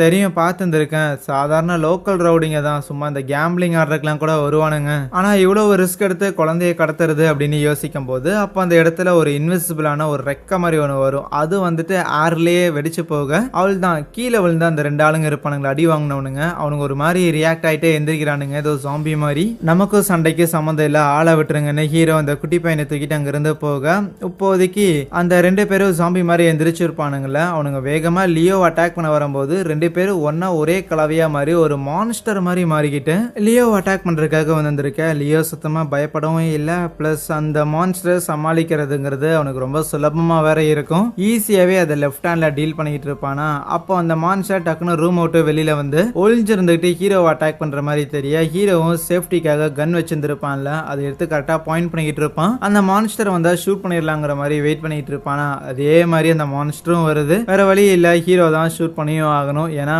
அந்த இடத்துல என்னதான் லியோ அட்டாக்லாம் பண்றதுக்கு கேப்பபிளாக இருந்தாலுமே ஹீரோ ஏதாவது பண்ணட்டுங்கிற மாதிரி அவன் சும்மா உட்காந்து வேடிக்கை பார்த்துட்டே இருக்க. ஹீரோவும் வேற வழி இல்லாம உயிரை காப்பாத்திக்கிறதுக்காக ஃபயர் பண்ணியிருந்திருப்பான். அப்படி ஷூட் பண்ண உடனேயுமே அந்த மான்ஸ்டர் அப்படியே டக்குன்னு வழி தாங்க முடியாம வானத்தோட உச்சி வரைக்கும் போயிட்டு அப்படியே காத்தோட காத்தா கரைஞ்சு போயிடும். லியோவும் ஹீரோ கிட்ட என்ன தம்பி இப்பதான் கன்னை முதல் தடவை பயன்படுத்துறே அப்படின்னு கிண்டல் பண்ணுவானா. ஆனா ஹீரோ அந்த கன்னை பயன்படுத்த அந்த ஒரு பேனிக்ல இருப்பான். அது மட்டும் இல்லாம அவனுக்கு சில குரல் எல்லாம் கேட்கிற மாதிரி இருக்கும். ஏகப்பட்ட கண்கள் அவனை கண்காணிக்கிற மாதிரி எல்லாம் இருக்கும். இதெல்லாம் கூட பரவாயில்ல, அந்த கிளென் இருக்கிறான்ல அவன் இதுக்கு முன்னாடி இந்த இடத்துக்கு வந்திருக்கானா அப்படிங்கிற மாதிரியான ஒரு மெமரியுமே ஹீரோக்குள்ள இருக்கு. அதுக்கப்புறம் அந்த குழந்தைய சேஃபா வண்டியை வர வச்சு அனுப்பி விட்டுருவாங்க. ஹீரோ அந்த மான்ஸ்டரை ஷூட் பண்ணி டேக் டவுன் பண்ணியிருக்கான்ல. அதுக்கப்புறம் அந்த ஒரு மான்ஸ்டரையுமே இன்ஸ்பெக்ட் பண்ணிக்கிட்டு இருக்கும் போது பரவாயில்லையே பையா இப்பதான் மிஷனுக்கு வந்திருக்க. மிஷன்லயே இந்த மாதிரி ரீசெண்டா பியாண்டரா மாறிட்டு கண்ட்ரோல் இல்லாம இப்படி லூஸ் கண்ட்ரோல்ல சுத்திட்டு இருக்கிற ஆளுங்களை சாகடிச்சிருந்திருக்க ஒரு நல்ல விஷயம் தாங்கிற மாதிரி அப்ரிஷியேட் பண்ணுவான். ஸோ இந்த ரெண்டு கிட்னாப்பர்ஸுமே எங்கேயோ போர்ஷனை வாங்கி குடிச்சிட்டு பியாண்டா சாக ட்ரை பண்ணியிருக்கானுங்க. ஆனா அந்த போர்ஷனை அவங்களோட பாடி கரெக்டா அப்சர்வ் பண்ணல. அப்சர்வ் பண்றதுக்கு அவனுங்க விடல. அந்த அப்சர்வ் பண்றதுக்கான டைமை கொடுக்காம அதுக்குள்ளே என்னமோ ஒன்று பண்ணியிருக்கானுங்க. சரி இருக்கட்டும், இதே எப்படியோ நல்ல வேலை பண்ணியிருக்கேன்னு ஹீரோவா பாராட்ட ஹீரோவுமே அப்படியா சார் அப்படின்னு ரொம்ப சந்தோஷமா அங்கிருந்து கிளம்புவானா. ஆனா அப்படி ஹீரோ போகும்போது ஹீரோவை பத்தி அந்த லியோ அவனோட ஷேடோ கிட்ட அவனோட நிழல் கிட்ட பேசுற மாதிரி தெரியுது. அதுக்கப்புறம் ஈவினிங் ஹீரோ வீட்டுக்கு போயிருந்திருப்பானா. ஓகே தங்கச்சி கிட்ட இப்படி வேலை கிடைச்சிருக்குங்கிற மேட்டரை சொன்னா கண்டிப்பா பயங்கர குஷி ஆயிருவாங்கிற சந்தோஷத்தோட அவன் ரூமோட கதவை நீக்கினா அவன் அந்த குழந்தைங்கலாம் கடத்தப்பட்டாங்கல்ல அந்த ஒரு வீட்டுக்கு வந்த மாதிரி இருக்கும். கூடவே கரெக்டா அவன் நிக்கிறக்கு இடத்துல இருந்து ஆப்போசிட் ரூம்ல ஏதோ சத்தம் கேட்கிற மாதிரி இருக்க. நேரம் அங்க போய் நீக்கி பாக்குறான். அந்த இடத்துல ஒரு புக் ஒன்று இருக்கும். காத்துக்கு அதுல இருக்கிற பேப்பர்ஸ் எல்லாம் பறந்து கரெக்டா ஒரு பக்கத்துல நிக்க என் கூட சேர்ந்து இன்னும் நிறைய பேர் சாக போறாங்க அப்படின்னு அந்த கிளென் எழுதியிருப்பான்ல அந்த வார்த்தைகள்லாம் அங்க இருக்கும். சடனா ஹீரோ அந்த டேரட் கார்டு இருக்குதுல்ல அந்த ஃபூல் அப்படிங்கிற அந்த ஒரு கார்டு அது மேல நிக்கிற மாதிரியும் அப்படியே இது எல்லாமே ஒரு கனவா வந்துட்டு தூங்கி எந்திரிச்சு செமையா பயந்துருப்பான். ஆனா இந்த ஒரு சின்ன கனவுல ஹீரோவுக்கு ஒரு விஷயம் கன்ஃபார்ம் ஆகுது. அந்த குழந்தைய எந்த இடத்துல கடத்தி வச்சிருந்தாங்களோ அந்த இடத்துக்கு போனா ஆன்டிகோனஸ் அப்படிங்கிற அந்த ஃபேமிலியோட அந்த புக் இருக்குதுல்ல அந்த ஏன்ஷியன்ட் புக் அது கூட காணாம போயிருக்கும்ல அதை பத்தின விஷயங்கள் தெரிய வருங்கிற மாதிரி நினைக்கிறான். அப்படியே சீன் கட் பண்ணா பென் அப்படிங்கிற ஒரு நபரை காட்டுறாங்க. அந்த பென் ஒரு விதமான தயக்கத்தோடைய நேரா ஒரு வீட்டோட காலிங் பெல் அழுத்தலான்னு போயிருக்க.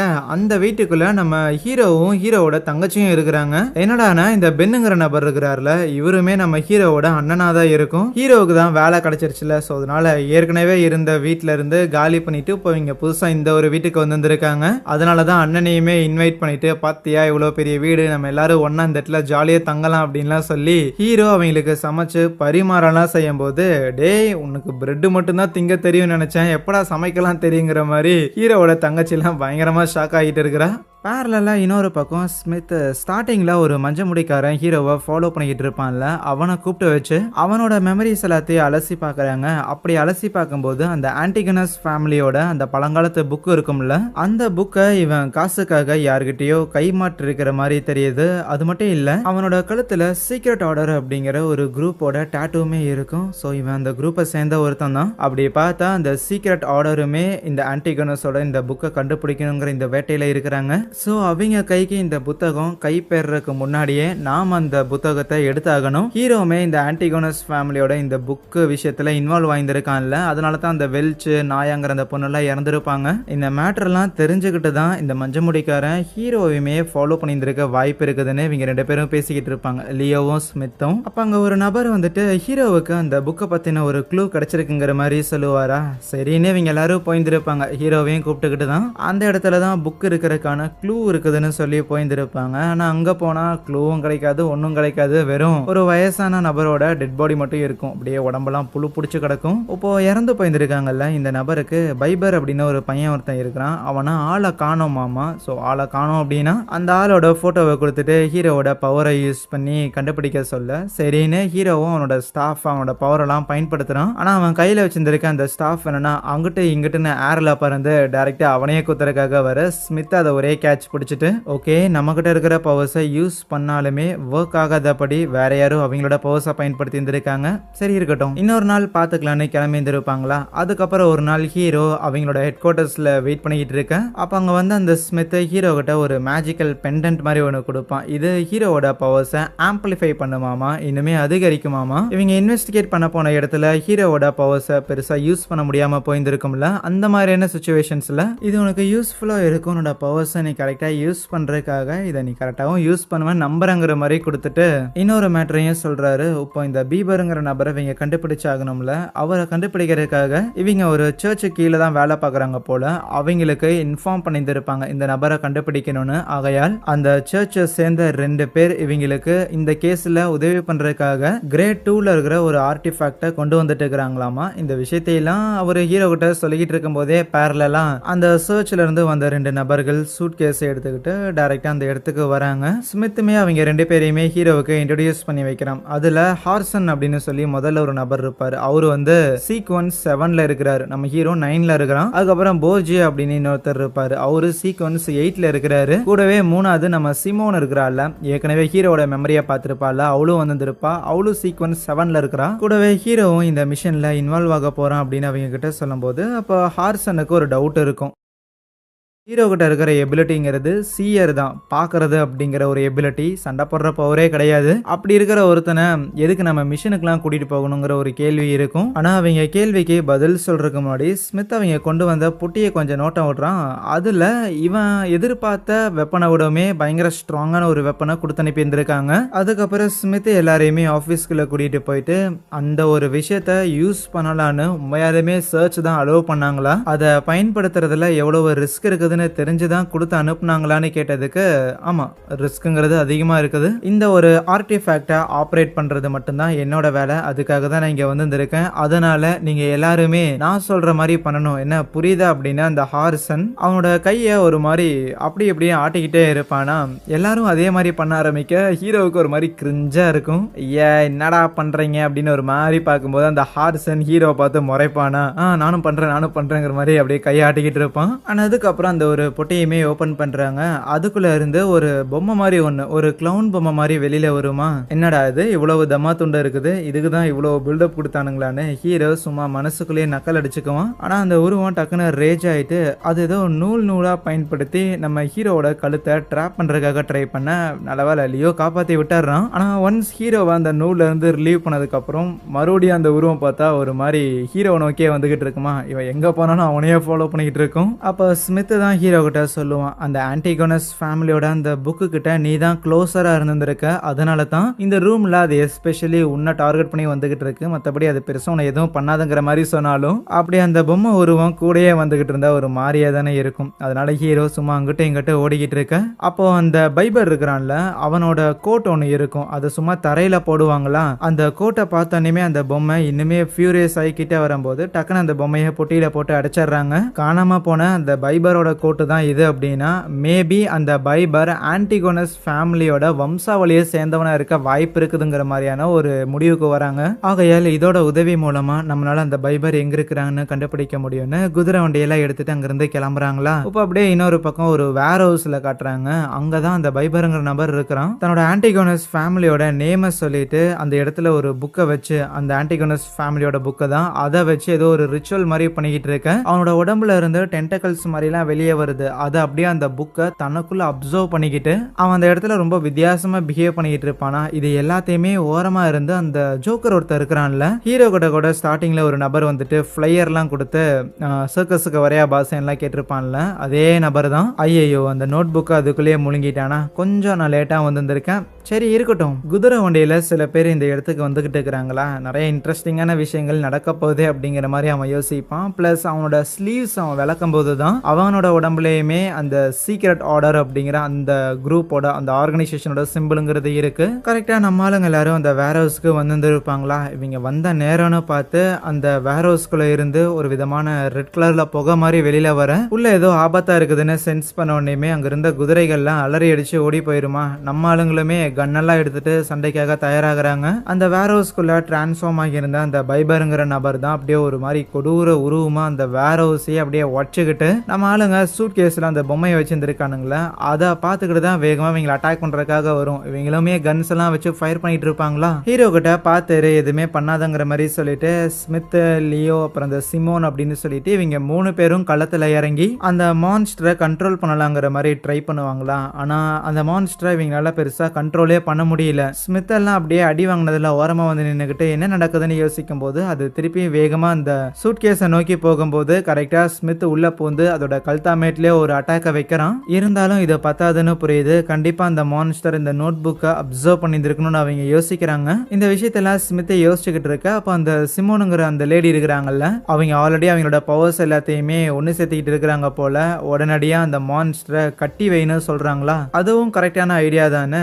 ஸ்மித்தும் நம்ம லியோவும் ஒன்னா சேர்ந்து அந்த மான்ஸ்டரை அதே இடத்துல நகர முடியாத மாதிரி டைப் பண்ணி வைக்கிறாங்க. ஆனா அப்போ ஹீரோவுக்கு அந்த மான்ஸ்டரோட உடம்புக்குள்ள இருக்கிற அந்த புக் இருக்குதுல்ல, அது ரியாக்ட் ஆக போகுதுங்கிற விஷயத்த அவனால பார்க்க முடியுது. அதே மாதிரி தான் அந்த புக்கும் ரியாக்ட் ஆகுது. அதோட வயிறுல இருந்து சில டென்டக்கல் மாதிரி வந்து கரெக்டா நம்ம ஸ்மித்தோட பாடியை தொலைக்க சுத்தி இருக்கிற எல்லாரையும் அட்டாக் பண்ணியிருந்திருக்கும். அந்த சூட் கேஸ் இருக்குதுல்ல, அது கலவரத்துல தூரமா போய் விழுக அதை பார்த்துக்கிட்டான அந்த போர்ஜியா கிட்ட சொல்லிட்டு ஹார்சன் அப்படிங்கிற இன்னொரு நபர் இருப்பார்ல, அவருமே களத்துல இறங்கி அந்த மான்ஸ்டர் கூட சண்டை போடலான்னு பாக்குறாரு. ஆனா வேலைக்காகல, அவரையும் தூக்கி போட்டு அடியுது. அந்த மான்ஸ்டர் ஏற்கனவே ஸ்மித்தை அட்டாக் பண்ணியிருந்திருக்கும்ல, ஸ்மித் அந்த அட்டாக்கை வாங்கிட்டு அங்கேயே நின்னுகிட்டு இருப்பாரா. அவரோட உடம்புக்குள்ள எல்லாம் ஏதோ இன்ஜெக்ட் ஆகுற மாதிரி எல்லாம் இருக்கும். ஃபேஸ்ல என்னென்னமோ புழு மாதிரி எல்லாம் அப்படியே நின்றுகிட்டே இருக்க, அதுவே ஹீரோ வேற வழி இல்ல, அவன் தான் ஏதோ ஒண்ணு பண்ணியாகணும். ஆகையால் 2 கார்ட்ஸ் மாதிரி வச்சிருந்திருப்பான். அதுல மேஜிக்ங்கிறது இருக்கும். அதை பயன்படுத்தி அந்த மான்ஸ்டர் ஒரு சில நொடிகளுக்கு யோசிக்க விடாம அதே இடத்துல ட்ராப் பண்ண பிசிக்கலி அதை பிடிச்சு வச்சிருந்திருக்காங்க. அது சிந்திக்காத மாதிரியும் ஹீரோ பண்ணியிருந்திருக்கான். அவள் தான் இவ்வளவு நேரமா சிமோன் வேற அவளோட பவர்ஸை கேதர் பண்ணிட்டு இருந்திருப்பாள்.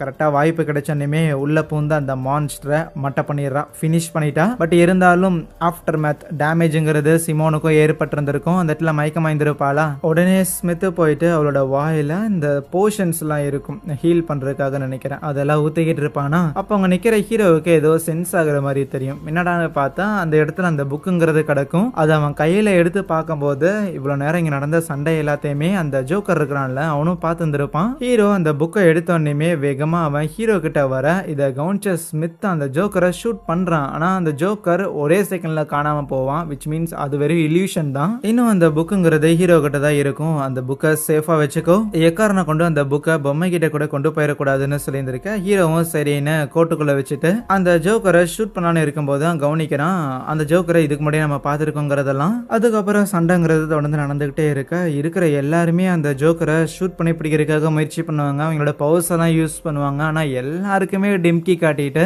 அந்த ஜோக்கர் அவ்வளவு ஸ்கில்ஃபுல்லா அவங்க எல்லார்கிட்ட இருந்துமே தப்பிச்சுக்கிட்டு இருப்பானா. ஆனா கரெக்டா ஒரே ஒரு புல்லட்ல அந்த ஜோக்கர் சிக்கிக்க அடிபட்டுருச்சு தான். அந்த ஜோக்கருக்கு வலிக்குது தான். ஆனா அந்த இடத்துலயுமே அவன் விட்டு கொடுக்கல.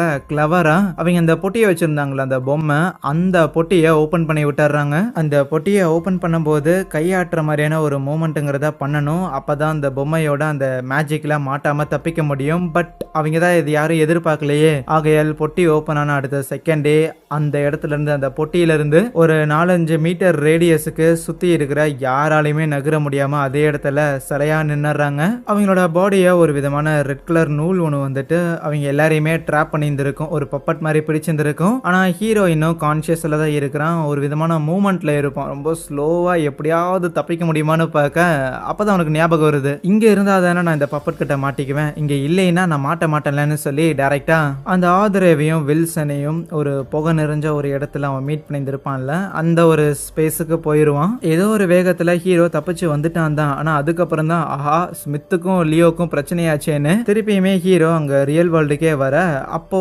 ஹீரோவால நகர முடியற மாதிரி இருக்கும்போது அந்த ஜோக்கர் ஹீரோ கிட்ட ஒரு டீலிங் போட்டுக்கலாமா கண்ணு அப்படின்னு பேச ஆரம்பிக்கும். அவன் அந்த டிராப்ல மாட்டல போல சும்மா ஒரு முயல் மாதிரிலாம் வந்துட்டு ஹீரோக்கு இல்யூஷன்லாம் காமிச்சுக்கிட்டு இருப்பான். பேசிக்கா என்ன சொல்றான்னா, நான் உன்னை இங்க இருந்து விடுவிக்கிறேன், நீ உன்னோட நண்பர்களையும் காப்பாத்தலாம், ஆனா அதுக்கு பதிலா நீ எனக்கு ஒரு விஷயம் செஞ்சு கொடுத்தாகணும், கவலைப்படாத, நம்ம போடுற இந்த இந்த டீலிங் அப்படிங்கிறது இந்த ரெண்டு பேருக்கும் ஸ்மித்துக்கும் லியோக்கும் தெரியாது. ஏன்னா அவங்க ரெண்டு பேருமே அன்கான்சியஸா இருக்கிறாங்கன்னு சொன்னா இல்ல, லியோ அன்கான்சியஸா இல்ல, அவங்க பேசுறதெல்லாம் கேட்டுட்டு தான் இருப்பான். ஹீரோவுக்கு ஒரு விஷயம் அவன் தரன்னு சொல்லியிருப்பான்ல, அது வந்து இப்போதைக்கு ஹீரோ சீக்வன்ஸ் 9ல இருக்கிறான். சீக்வன்ஸ் 8க்கு அப்கிரேட் ஆகணும்னா என்ன பண்ணணும்னு எனக்கு தெரியும். ஏன்னா இதுக்கு முன்னாடி நானும் உன்ன மாதிரி இந்த சியர் அப்படிங்கிற இந்த ஒரு பவரை தான் வச்சிருந்தேன் அப்படின்னு சொல்லிட்டு ஹீரோ கிட்ட அந்த சீக்வன்ஸ் 8க்கு போறதுக்கான வழியுமே சொல்லிட்டு ஒரு நீளமான குச்சியை பயன்படுத்தி ஹீரோவோட பிசிக்கல் பாடியை எக்ஸ்டர்னலா வெளியில இருந்து டச் பண்ணும்போது அவன் இந்த பப்பட்டோட கண்ட்ரோல்ல இருந்து வெளியில வருவான். அதனால ஹீரோவோட பாடியை டச் பண்ணலான்னு போனா அவன் டச் பண்றதுக்கு முன்னாடியே ஹீரோ அந்த குச்சியை பிடிச்சிட்டு அவனை உள்ள இழுத்து மாட்டி விட்டாரான். ஏன்னா அவன் தான் அந்த புகை நிறைஞ்ச உலகத்துக்கு போயிட்டு வரும்போதே நார்மல் ஆயிட்டான்ல. சும்மா இவ்வளவு நேரம் அந்த ஜோக்கருக்கு புளிப்பு காட்டியிருந்திருப்பான். அந்த நோட் புக்கை கொடுத்தீங்கன்னா உன்னை நான் சீக்வன்ஸ் 8க்கு எப்படி போகிறதுன்னு சொல்லி தரேன், பிளஸ் உன்னை விடுவிக்கிறேன் அப்படின்லாம் சொல்லியிருந்திருக்கான். பட் இப்ப அவனையே மாட்ட வச்சு ஹீரோ கன்னை வச்சு அவனை ஷூட் பண்ணி அதே இடத்துல மட்ட பண்றானா. அவள் தான் அவனை பினிஷ் பண்ணியாச்சு. அப்பதான் அந்த ஜோக்கரோட கையில ஒரு விதமான சிம்பிள் இருக்குது. அந்த சீக்ரெட் ஆர்டரோட சிம்பிள் இருக்கிறதையுமே பாக்குறான். ஓ, இவனும் சீக்ரெட் ஆர்டர் சேர்ந்தவனான்னு யோசிக்க அப்போ டக்குன்னு இறந்து போன அந்த ஜோக்கரை எந்திரிச்சிட்டு என்னன்னா சம்திங் ஏதோ ஒரு பேர் மாதிரி ஒன்னு சொல்லுவான். சொல்லிட்டு அதே இடத்துல கீழே விழுக என்ன சொல்ல வந்தான்னு ஹீரோவுக்கு தெரியல. அதுக்கப்புறம் இவங்களை ரெஸ்கியூ பண்றதுக்காக பேக்கப் டீம் எல்லாம் வந்திருப்பாங்களா. ஹீரோ ஒரு மரத்து பக்கத்துல சும்மா நின்னுகிட்டு இருக்கும் போது அப்போ லியோ ஹீரோ கிட்ட வந்துட்டு இந்த உலகத்துல ஒரு சில பேரால மட்டும்தான் மற்றவங்க எல்லாம் பண்ண முடியாத சில விஷயங்களெல்லாம் பண்ண முடியும். அந்த வகையில நீயும் ஒருத்தன், உன்ன மாதிரியே நானும் ஒருத்தன் காதுகிட்ட சொல்லிட்டு போவானா. தான் ஒரு தற்பெருமை பேசுற ஒருத்தன் அப்படிங்கறத தான் இப்போ சொல்லாம சொல்லிட்டு போறானா என்னங்கிற மாதிரி தான் லியா யோசிச்சுக்கிட்டு இருப்பான். அதுக்கப்புறம் ஹீரோ கிட்ட இருக்கிற அந்த ஒரு புக்கை,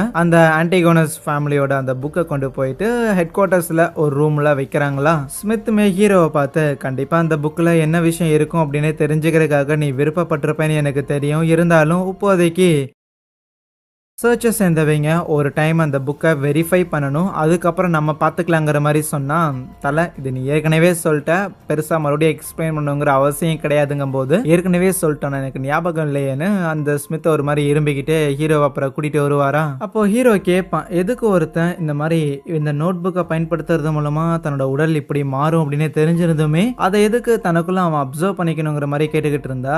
வெல், இந்த மாதிரி பவர்ஸுக்காக கிரேவ் பண்ற ஆளுங்க எல்லாருமே இருக்கதான் செய்வாங்க, அவங்கள நம்மளால திருத்தலாம் முடியாதுன்னு ஸ்மித் சொல்லிட்டே வரும்போது கரெக்டா ஹீரோ போட்டு தள்ள அந்த ஜோக்கரோட பாடியை அந்த இடத்துல தான் வச்சிருப்பாங்களா. அதை பார்க்கும்போது ஹீரோவுக்கு ஒரு மாதிரி வருத்தமா இருக்கும். ஆனா ஸ்மித் ஆறுதல் சொல்றாரு, கவலைப்படாத, நீ சரியான விஷயத்த தான் பண்ணியிருக்க. இன்கேஸ் நீ அவனை கொல்லாம இருந்திருந்தீங்கன்னா கண்டிப்பா அவன் இன்னுமே நிறைய பேரை கொண்டு வந்திருப்பான், அதனால நீ ஒரு பெரிய நல்லது பண்றதுக்காக தான் அவனை கொண்டு வந்திருக்கங்கிற மாதிரி ஆறுதல் சொல்லியிருந்திருப்பானா. சோ இப்போதைக்கு இந்த பீபரோட கேஸுங்கிறது முடிஞ்சிருச்சு. ஆகையால் உதவிக்காக வந்த அந்த சர்ச்ல இருந்து 2 ஆளுங்க வந்திருப்பாங்களா, ஹார்சனும் பார்ஜியாவும். அவனுங்க 2 பேருமே அந்த பொம்மையை பொட்டியில தூக்கி போட்டுட்டு அங்க இருந்து கிளம்பலான்னு இருப்பானுங்களா. ஹீரோ இந்த ஒரு மிஷன்ல ரொம்பவுமே உதவிகரமா இருந்திருக்கான், அதனால அவனுக்கு நன்றி எல்லாம் சொல்லிட்டு எப்படி கடைசி நேரத்துல நீ அந்த ஜோக்கரை சிங்கிளாலா இருந்து டேக் டவுன் பண்ண, ஏன்னா நீ சீக்வன்ஸ் 9ல இருக்கிற ஒருத்தன் தானே, அந்த ஜோக்கர் சீக்வன்ஸ் 7ல இருக்கிற ஒருத்தன், அப்படி பவர்ஃபுல்லா இருக்கிற ஒருத்தனை எப்படி உன்னால டேக் டவுன் பண்ண முடிஞ்சதுன்னு கேட்டதுக்கு ஹீரோவுக்கு உண்மையை சொல்ல முடியாது. அதனால மேபி நான் அந்த நோட் புக்கை கையில வச்சிருந்த காரணத்தால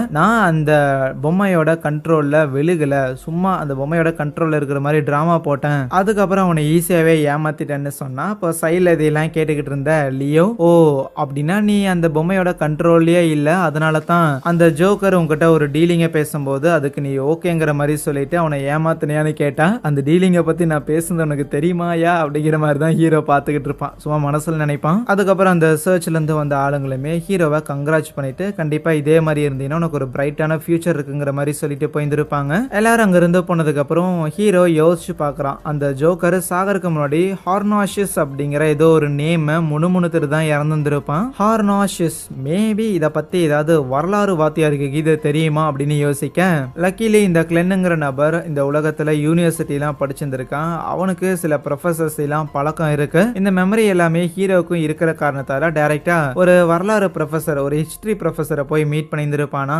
அவர்கிட்ட இந்த மாதிரி தான் வந்து இந்த பழங்காலத்து பழங்காலத்து பொருட்கள்லாம் இருக்கும்ல, இந்த ஆன்டிக் பீசஸ்லாம், அதை பற்றிலாம் சில ரிசர்ச்லாம் பண்ணிட்டு இருக்கிறங்கிற மாதிரி சொல்லிட்டு இந்த ஆன்டிகோனஸ் ஃபேமிலி அப்படின்னு ஒருத்தங்க இருந்தாங்க. அந்த ஃபேமிலியோட ஒரு நோட் புக் ஒன்று இருக்காமா. ப்ளஸ் அந்த நோட் புக்கில் இந்த மாதிரி இந்த ஹார்னாஷிஸ் அப்படிங்கிற ஏதோ சில நேம்ஸ் எல்லாம் மென்ஷன் பண்ணப்பட்டிருக்குன்னு கேள்விப்பட்டிருக்கேன். இதெல்லாம் என்னன்னு தெரியல. ஆனால் இந்த விஷயங்கள் எல்லாத்துக்கும் ஏதாவது ஒரு கனெக்ஷன் இருக்குமா, இல்லைனா இந்த விஷயங்களை பற்றி உங்களுக்கு ஏதாவது தெரியுமான்னு சொல்லி சும்மா விசாரிச்சுட்டு போறதுக்காக தான் வந்தேன் சார்னு சொல்லும்போது அவருமே ஆமா இது எல்லாத்துக்கும் ஏதோ ஒரு கனெக்ஷன் இருக்கிற மாதிரி தான் தெரியுது. இதுக்கு முன்னாடி நான் எங்கேயோ படிச்சிருந்திருக்கேன். எனக்கு இதை பற்றி மேபி நான் திருப்பி எங்கேயாவது ரீட் பண்ணும்போதோ இல்லை ஞாபகம் வரும்போதோ உனக்கு வேணும்னா அப்புறமா சொல்லட்டான்ட்டு ஹீரோவை அங்கிருந்து அனுப்பி விடுறதுக்கு முன்னாடி அம்மா என்ன சொன்னேன், ஏதோ பழங்காலத்து விஷயங்களெல்லாம் ரிசர்ச் பண்ணுறேன்னு தானே சொன்னேன். அந்த மாதிரியான விஷயங்கள் மேலே ஆர்வம் கொண்டிருக்கிறதுங்கிறது தப்பு கிடையாது தான். இருப்பினும் சில விஷயங்கள் நமக்கு தடை செய்யப்பட்டிருக்குது அப்படின்னா அந்த மாதிரியான விஷயங்களை அப்படியே விட்டுறதா நல்லது. ஏன்னா அப்படி தெரியக்கூடாதுங்கிற சில விஷயங்களை தெரிஞ்சுக்கிறது மூலமா பிரச்சனைங்கிறது வரும். அதனால பார்த்துக்கோங்கிற மாதிரி சொல்லி அனுப்பியிருந்திருப்பாப்ல. பிளஸ் அந்த ப்ரொஃபஸரோட டேபிள்ல வெல்ச்சும் நாயாவும் இறந்து போயிட்டாங்க அப்படிங்கிற அந்த நியூஸ் பேப்பர்லாம் இருக்கும். அதெல்லாம் அவர் படிச்சிருந்திருக்காரு போல. ஆனா ஒன்ஸ் ஹீரோ அங்கிருந்து போனதுக்கு அப்புறம் இப்போ ஹீரோ எதை பத்திலாம் விசாரிக்க வந்திருந்தானோ அதை பத்திலாம் யோசிச்சுட்டு ஒரு மாதிரி டெரரா நின்னுகிட்டு இருக்க அவரோட ரூம்ல திடீர்னு ஒரு எலும்பு கூடுங்கிறது வருது. அதோட கண்ணில அப்படியே ஒரு மாதிரி நெருப்பா இருக்கு. பேரலா இன்னொரு பக்கம் ஏதோ ஒரு வீட்டுல ஒரு நபர் என்னன்னா அப்படியே தரையில உருண்டு பரண்டுகிட்டு ப்ளீஸ் என்னை விட்டுருங்க, என்ன எதுவும் பண்ணாதீங்க, நீங்க சொன்னதை எல்லாத்தையுமே தான் நாங்க பண்ணிக்கிட்டு இருந்தோம், இருந்தாலுமே அந்த ஆன்டிகோனஸ் ஃபேமிலியோட அந்த புக்குங்கிறது அது எப்படியோ இப்போ நைட் ஹாக்ஸோட கைக்கு போயிடுச்சு. ஆனா அதை திருப்பியுமே வந்து கொண்டு வர முடியும், ப்ளீஸ் எங்களுக்கு வாய்ப்பு மட்டும் கொடுங்க அப்படிங்கிற மாதிரி அந்த ஆள் பயங்கரமா யார்கிட்டயோ புலம்புற மாதிரி இருக்கும். பிளஸ் அந்த நைட் ஹாக்ஸ்னு சொல்லியிருந்தாங்கல்ல, அது நம்ம ஹீரோஸ் தான். அந்த தரையில விழுந்திருக்க அந்த ஒரு நபர்கிட்ட ஆரக்கல் அப்படிங்கிற வேற ஏதோ ஒரு நபர், இவனோட மாஸ்டர் போல, அவன் பேசுற மாதிரி இருக்கும். அந்த ஆரக்கல்ங்கிற நபர் பிசிக்கலா அந்த இடத்துல இருக்க மாட்டான், இருந்தாலுமே இந்த ஒரு தரையில இருக்கிற நபரை அவன் இன்ஃப்ளூயன்ஸ் பண்றான். அதனால அந்த ஒரு நபருமே ப்ளீஸ் ப்ளீஸ் எனக்கு ஒரே ஒரு வாய்ப்பை மட்டும் கொடுங்க,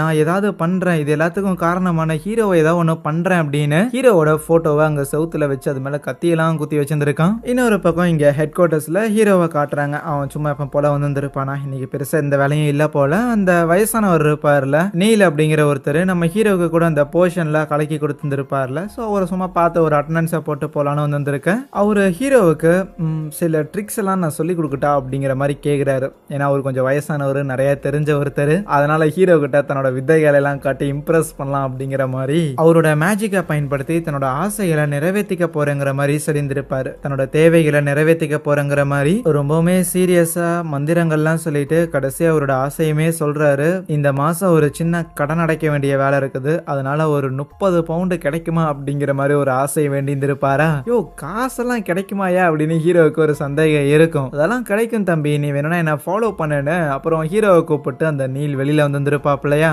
இப்படி அங்கிட்டும் இங்கிட்டும் ரோட்ல நடந்துகிட்டு இருந்தா தான் நமக்கு தேவையான காசு கிடைக்குங்கிற மாதிரி கூட்டிட்டு வந்திருக்க. அந்த இடத்துல ஒரு பர்ஸுங்கிறது இருக்கு. யாரோ ஒரு பணக்காரரு பர்ஸை விட்டு போயிருக்காரு போல, அது பார்க்கும்போதே தெரியுது. நிறைய காசெல்லாம் உள்ள இருக்கு. கீழே கிடக்கிற பர்ஸ் எடுக்கிறதுக்கு தான் இவ்வளவு சீன் போட்டையா அப்படின்னு ஹீரோ அதை நக்கலா பார்த்துக்கிட்டு இருக்கு. அப்ப அந்த வழியா ஒரு பணக்கார நபர் வந்திருப்பாரு. அவரோட பர்ஸ் தான் போல அது. அதுல நிறைய காசெல்லாம் கூட இருக்கும். ஸோ அதனால இவ்வளவு ஹானஸ்டா நீங்க பர்ஸை எடுத்து திருப்பி என்கிட்டயே கொடுத்ததுக்காக உங்களோட ஹானஸ்டியை அப்ரிஷியேட் பண்ணி இந்த அமௌண்ட் நான் தரேங்கிற மாதிரி ஒரு 30 பவுண்டு கொடுத்துருப்பாரா. யோ என்னையா அப்போ உண்மையாலே இது வேலை செய்யுமா அப்படின்னு ஹீரோ ஆச்சரியப்பட்டு போயிடுறான். அதுக்கப்புறம் ஒன்ஸ் அந்த நீல் அங்கிருந்து போனதுக்கு அப்புறம் ஹீரோ சும்மா அவனோட பவர்ஸை பத்தி யோசிச்சுக்கிட்டு இருப்பான். அந்த ஜோக்கர் ஹீரோவோட சீக்வன்ஸ் அடுத்த லெவலுக்கு எப்படி கொண்டு போறதுன்னு சொல்லியிருப்பான்ல, அதை பத்திலாம் சும்மா யோசிச்சுட்டு இருக்கும் போது அப்ப அந்த இடத்துல ஏஞ்சலுங்கிற ஒரு பொண்ணு அங்க ஏதோ ஒரு ஜோசியம் பாக்குற மாதிரியான ஒரு கிளப் ஒன்று இருக்குது போல. வரீங்களா சார், வந்து ஒரு அட்டண்டன்ஸை போட்டு போகிறீங்களான்னு கேட்டிருந்திருக்க. ஓகே ஃபைன், ஜோசியம் பாக்குறது நமக்கு என்ன புதுசான்னு ஹீரோ உள்ள போயிருவானா. உள்ள போனதுக்கு அப்புறம் கிளாஸஸ் அப்படின்னு ஒரு நபர் ஒருத்தர் இருப்பாரு. அவரு தான் ஹீரோவுக்கு அப்படியே ஜோசியம் எல்லாம் பார்த்துட்டு இருப்பாப்ல. அந்த டேரட் கார்ட்ஸை வச்சுதான் ஹீரோவுக்கு ஜோசியம் பார்த்துக்கிட்டு இருப்பாங்களா.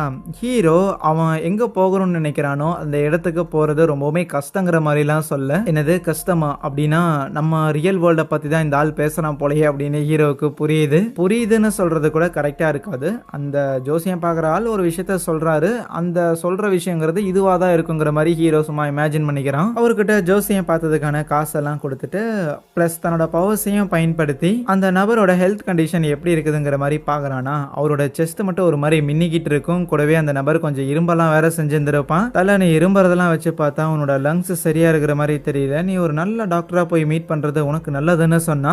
ஏங்க ஐயா நீங்களும் ஒரு டாக்டரானு கேட்டா இல்ல நான் ஒரு சீயருங்கிற மாதிரி சொல்லியிருப்பான். அதுக்கப்புறம் ஹீரோ அடுத்த நாள் அந்த கிளப்புக்கு வந்துட்டு அந்த கிளப்ல ஒரு மெம்பர்ஷிப் வாங்கி இருந்திருப்பான். அடிக்கடி இந்த கிளப்புக்கு வரலாம் அப்படிங்கிற மாதிரி. அப்படி வாங்கி இருந்திருக்கும் போது அப்போ அந்த ஏஞ்சலுங்கிற பொண்ணு, ஆமா நீங்க ஒரு சியர் தானே, நீங்க வருவீங்க அப்படின்னு எங்க கிளப்போட த பெஸ்ட் ஃபார்ச்சூன் டெல்லரான வின்சென்ட் மென்ஷன் பண்ணாரு. கண்டிப்பா இன்னைக்கு நீங்க வருவீங்க அப்படின்னு அவர் காலையிலேயே யூகிச்சு சொல்லியிருந்தாப்ல. ஆனா கொஞ்சம் லேட் ஆயிடுச்சு. ஏன்னா அவரு கொஞ்சம் ஏர்லியாவே அவரோட பிராக்டிஸ ஆரம்பிச்சிட்டாருன்னு சொல்ல, சரி ஆரம்பிச்சுட்டு போறாரு.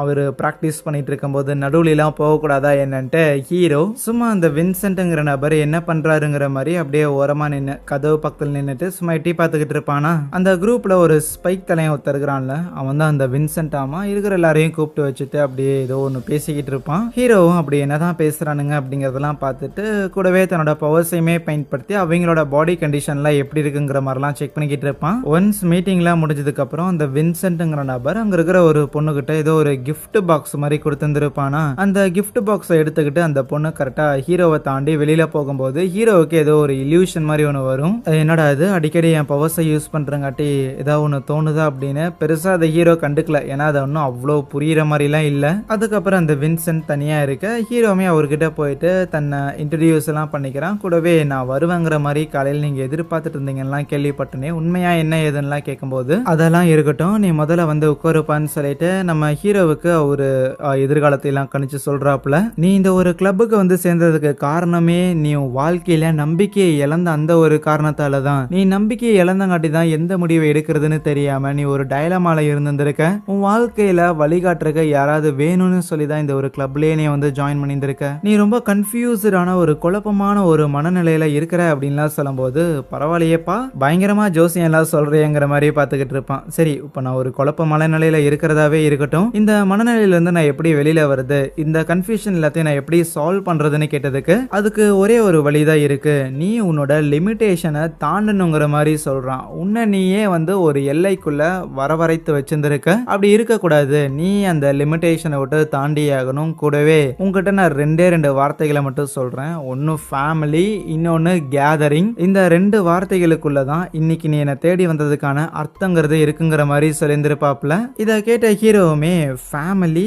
கேதரிங்கா, இந்த ஆள் ஃபேமிலிக்கு என்ன சொல்ல வரான்னு தெரியல. இருந்தாலும் கேதரிங்கும் போது ஒருவேளை அந்த ஆதரவையும் அந்த வில்சனையும் கேதர் பண்ணி ஒரு வாரம் இருக்கும். ஸோ அவங்க 2 பேரையும் திருப்பியும் கேதர் பண்ண சொல்றானோன்னு ரொம்ப நன்றி தலை இன்ஃபர்மேஷன் கொடுத்ததுக்குன்னு கிளம்பலான்னு இருந்தா அப்போ அங்கே இருக்கிற போஸ்டரை கவனிக்கிறான். இந்த ஆள்கிட்ட ஜோசியம் கேட்கணும் அப்படிங்கும் போது அதுக்கான வேலைங்கிறது பயங்கர ஜாஸ்தியா இருக்குமா. ஆனால் நல்ல வேலை ஹீரோவுக்கு ஃபர்ஸ்ட் டைம் அப்படிங்கிறங்காட்டி அந்த ஆள் ஃப்ரீயா பண்ணியிருந்திருக்கான். அதனால ஜாலின்னு கிளம்பிட்டான். அதுக்கப்புறம் நேராக வீட்டுக்கு வந்துட்டு ஒரு பேப்பரையும் பெண்ணையும் எடுத்து வச்சுட்டு சில விஷயங்கள் எல்லாம் எழுதிக்கிட்டு இருப்பான். இப்போ எப்படி அவன் திருப்பியும் ரியல் வேர்ல்டுக்கு போறது, அதுக்கான ப்ராபபிலிட்டி எவ்வளவு இருக்குது, அதுக்கான வழிகளா என்னால என்னென்ன பண்ண முடியும் அப்படின்னு அவன் பார்க்கும்போது அவனுக்கு 2 வழிங்கிறது தெரியுது. முதல் வழி ஆப்வியஸா அவனுக்கு இருக்கிற இந்த பியாண்டருங்கிற இந்த ஒரு பவரை மேக்ஸ் பண்றது மூலமா அந்த புகையா இருக்கிற ஒரு பர்டிகுலர் இடம் இருக்கும்ல, அந்த இடத்துல அவனால அவனோட பவர்ஸ் எல்லாத்தையுமே அந்த பியாண்டர்ஸ் பவர்ஸ் எல்லாத்தையுமே மேக்ஸ் பண்ணதுக்கு அப்புறம் மேபி அவனால திருப்பி ரியல் வேர்ல்டுக்கு போக முடியும்னு அவன் நினைக்கிறான். இந்த ஃபர்ஸ்ட் ஆப்ஷன்ல ஒரு பிரச்சனைங்கிறது இருக்கு. என்னன்னா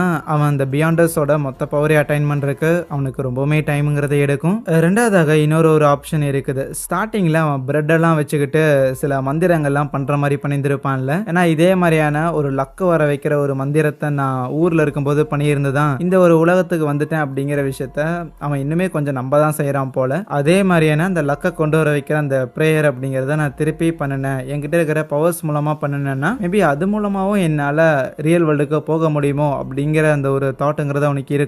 இதெல்லாம் அவன் யோசிச்சுக்கிட்டு இருக்கும்போது அப்ப யாரோ கதவை தட்டுற மாதிரி தெரியுதா. என்னடானு போய் நீக்கினா அது நம்ம ஹீரோவோட தங்கச்சியா தான் இருக்கும். அவ ஏதோ ஒரு சாவி திருவுனா ஓடுற மாதிரி ஒரு பொம்மை ஒன்று செஞ்சிருந்திருக்கா போல. அதை கொண்டு வந்து காமிச்சுக்கிட்டு இருக்கேன். அதையெல்லாம் பார்த்து ஹீரோ சும்மா கிண்டல் பண்ணிட்டு இருக்கும்போது அப்பதான் அந்த பொண்ணு சொல்றா, இந்த மாதிரி இந்த தங்கச்சியோட ஒரு ஃப்ரெண்ட் ஒருத்தி இருக்கிறாளாமா, அவளுக்கு பர்த்டே வரப்போகுது அப்படின்னு அதுக்காக ஒரு சின்ன ஃபங்க்ஷன் மாதிரி வச்சிருந்திருக்காங்க, நம்ம எல்லாரும் ஒன்னா போகலாமா அப்படின்னு கேட்டிருந்திருக்காளா. ஹீரோவுக்கும் இந்த ஒன்னா போகலாமாங்கிற விஷயம் அந்த வின்சென்ட் சொன்னதுதான் ஞாபகப்படுத்துது. ஃபேமிலி அப்புறம் கேதரிங்னு 2 வார்த்தையை பயன்படுத்தி இருந்திருப்பான்ல. ஒருவேளை இந்த பர்த்டே பார்ட்டி கேதரிங்கை தான் அவன் ஃபேமிலி கேதரிங்கிற மாதிரி சொல்லியிருந்திருப்பானோங்கிற ஒரு எண்ணம் சின்னதா இருக்கு. அதுக்கப்புறம் ஹீரோ அந்த புகை இருக்கிற இடத்துக்கும் போறான். போன உடனேயுமே ஆத்ரேவையும் அந்த வில்சனையுமே அங்க சமன் பண்றான். சொன்ன மாதிரியே திங்கக்கிழமை ஒரு 3 மணிக்கு தான் சமன் பண்ணியிருந்திருக்காங்க போல. அவங்களும் எதிர்பார்த்து தான் வந்திருப்பாங்க ஹீரோ கூப்பிடுவாங்கிற மாதிரி. 3 பேரும் அந்த இடத்துக்கு வந்த உடனேயுமே அங்க இருக்கிற எல்லாரோட தலைக்கு மேலேயும் சில சிம்பிள்ஸ் மாதிரிலாம் தெரியுமா. அந்த சிம்பிள்லாம் என்ன ஏதுங்கிற ஒரு விஷயமே ஹீரோவுக்கு ஐடியா இல்லை. என்னது இது, இதெல்லாம் எதை குறிக்குது அப்படிங்கிற மாதிரி ஹீரோ பேனை பார்த்துக்கிட்டு இருப்பானா. அதுக்கப்புறம் அந்த ஆத்ரேவும் வில்சனும் பேசாம இருக்கிறத பார்த்துட்டு சரி உங்களுக்கு ஏதாவது கேள்விகள் இருந்துச்சு அப்படின்னா நீங்க கேட்கலான்னு சொல்லக்குள்ள முதல்ல அந்த ஆத்ரேங்கிற அந்த ஒரு பொண்ணு தான் கேட்குறான். ஆமா ஸ்பெக்டேட்டர் அப்படிங்கிற ஒரு விஷயம் இருக்குதுல்ல, அதுக்கு அர்த்தம் என்னன்னு கேட்டா அந்த ஸ்பெக்டேட்டருங்கிற மேட்டர் என்னங்கிறத வில்சன் தான் எக்ஸ்பிளைன் பண்றான். ஸ்பெக்டேட்டர் அப்படிங்கிற நபர்கள் நடக்கிறது எல்லாத்தையுமே வேடிக்கை பார்க்குற மாதிரியான ஆளுங்க தான். அவங்க எதுலேயுமே இன்வால்வ் ஆக மாட்டாங்க.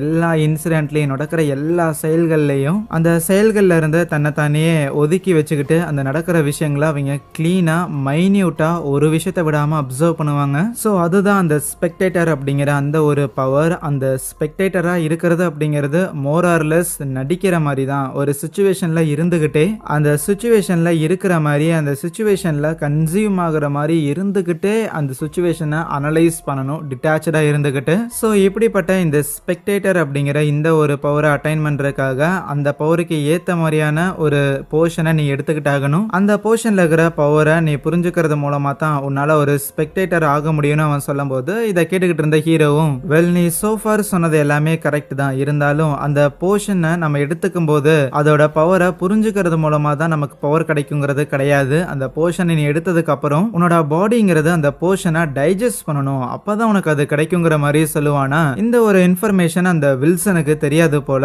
ஆகையால் ஹீரோ இதை சொன்ன உடனே ஓ அப்படியா தல எனக்கு இது தெரியாது அப்படின்னு இந்த இன்ஃபர்மேஷனுக்காக நன்றிலாம் சொல்லுவான். ஆனா ஆக்சுவலி அவங்கள வச்சுதான் ஹீரோ நிறைய மேட்டர் தெரிஞ்சுக்கிட்டு இருக்கிறான். அது வேற விஷயம். பட் இப்போதைக்கு முதல் கேள்விக்கு பதில் சொல்லியாச்சா. அதுக்கப்புறம் அந்த பொண்ணுக்கு அந்த ஆதரேங்கிற பொண்ணுக்கு இன்னொரு ஒரு கேள்வி இருக்கும். மேபி இப்படி நம்ம ப்ரிப்பேர் பண்ற இந்த போர்ஷன்ஸை அந்த பவர் கிடைக்க போற அந்த போர்ஷன்ஸை ஏதாவது மிருகம் கீது குடிச்சுச்சுன்னா அதுக்கு என்ன ஆகுங்கிற மாதிரி கேட்டிருந்திருப்பா. என்னன்னா இந்த ஆதரே குடிக்கிறதுக்காக ஒரு போர்ஷன் ஒன்று ரெடி பண்ணி வச்சிருந்திருப்பா போல. ஆனா அதை தெரியாம அவ வளர்க்குற நாய் ஒன்று குடிச்சிருந்திருக்கும். மேபி அந்த நாயால அந்த போர்ஷனை டைஜஸ்ட் பண்ண முடியலன்னா அது இறந்து போயிருந்திருக்கணும், இல்லைன்னா அது ஏதாவது ஒரு மான்ஸ்டரா மாறி இருந்திருக்கணும். அது ரெண்டுமே நடக்கலங்கிற பட்சத்துல மேபி அந்த நாயுமே ஒரு பியாண்டரா மாறி இருந்திருக்க வாய்ப்பு இருக்கு, ஒரு பியாண்டர் கிரியேச்சரா இருக்க வாய்ப்பு இருக்குங்கிற மாதிரி வில்சன் சொல்லுவான். அடுத்ததாக 3வது கேள்வி, அதான் கடைசி கேள்வியாமா. அந்த பொண்ணு ஒரு பெரிய ராயல் ஃபேமிலியை சேர்ந்தவ தானே. அவங்க ஊர்ல கொஞ்சம் கவர்மெண்ட்டை ரிஃபார்ம் பண்ணலான்னு இருக்கிறாங்க போல. நிறைய கரப்ஷன் இருக்கிற காரணத்தால மினிஸ்டர்ஸா மாத்தலான்னு இருக்கிறாங்க. ஆனா இருக்கிற எல்லா மினிஸ்டர்ஸையும் வெளியில எடுத்துட்டு புது செட் ஆஃப் மினிஸ்டர்ஸா போடணும் அப்படின்னா அதுக்கு நிறைய திறமசாலிங்களா போட்டாகணும். ஏன்னா என்னதான் இவனுங்க எல்லாருமே சிஸ்டமை கரப்ட் பண்றானுங்க அப்படின்னாலுமே சிஸ்டம் சோஃபார் ரன் ஆகிறதுக்கு இவனுங்க ஒரு காரணமா இருந்திருக்கானுங்க. அதனால பேர் மினிமம் இவனுங்களுக்கு ஈக்குவலா ஸ்கில்ஃபுல்லா இருக்கிற ஆளுங்களையாவது எப்படியாவது அந்த வேலையில உட்கார வச்சாகணும். அதுக்கு எப்படி ஆளுங்களை சூஸ் பண்றதுன்னு கேட்டதுக்கு ரொம்ப சிம்பிள். எல்லாருக்கும் காமனா ஒரு எக்ஸாமினேஷனுங்கிறத வைங்க, அதை பப்ளிக்குக்கும் ஓப்பனா வைங்க. ராயல் ஃபேமிலி மட்டும் இல்லாம காமனான பப்ளிக் ஆளுங்களுமே அந்த எக்ஸாமை அட்டன் பண்ற மாதிரி வைங்க. அதுல யாரு பாஸ் ஆகுறாங்களோ அவங்களுக்கு அந்த ஒரு பதவியை கொடுக்கறது சரியா இருக்கும்னு ரியல் வேர்ல்டுல இருக்கிற அந்த காம்படிட்டிவ் எக்ஸாம்ஸ்லாம் இருக்கும்ல அதையெல்லாம் சஜஸ்ட் பண்ணிக்கிட்டு இருப்பான். அந்த விஷயத்த அந்த ஆதரங்கிற பொண்ணு ஆஹா பிரில்லியண்டான ஒரு ஐடியா சார், உண்மையிலே நீங்க பெரிய ஆள் தான், நீங்க ரொம்ப வயசானவர் போல, உங்களுக்கு நிறைய மேட்டர் தெரிஞ்சிருக்கு அப்படிங்கிற மாதிரி எல்லாம் ஷாக் ஆகிட்டு இருப்பா. ஒன்ஸ் இவங்க எல்லாம் கேள்வி கேட்டதுக்கு அப்புறம் இந்த மாதிரி எங்களுக்கு தெரியாத சில விஷயங்களை சொன்னதுக்கு ரொம்ப நன்றின்னு சொன்னதுக்கு அப்புறம் நன்றியில ஒரு பக்கம் இருக்கட்டும், நம்ம அடுத்த தடவை மீட் பண்ணும்போது நீங்க எனக்காக ஒரு சின்ன அசைன்மெண்ட் ஒன்று பண்ணிட்டு வரீங்களான்னு.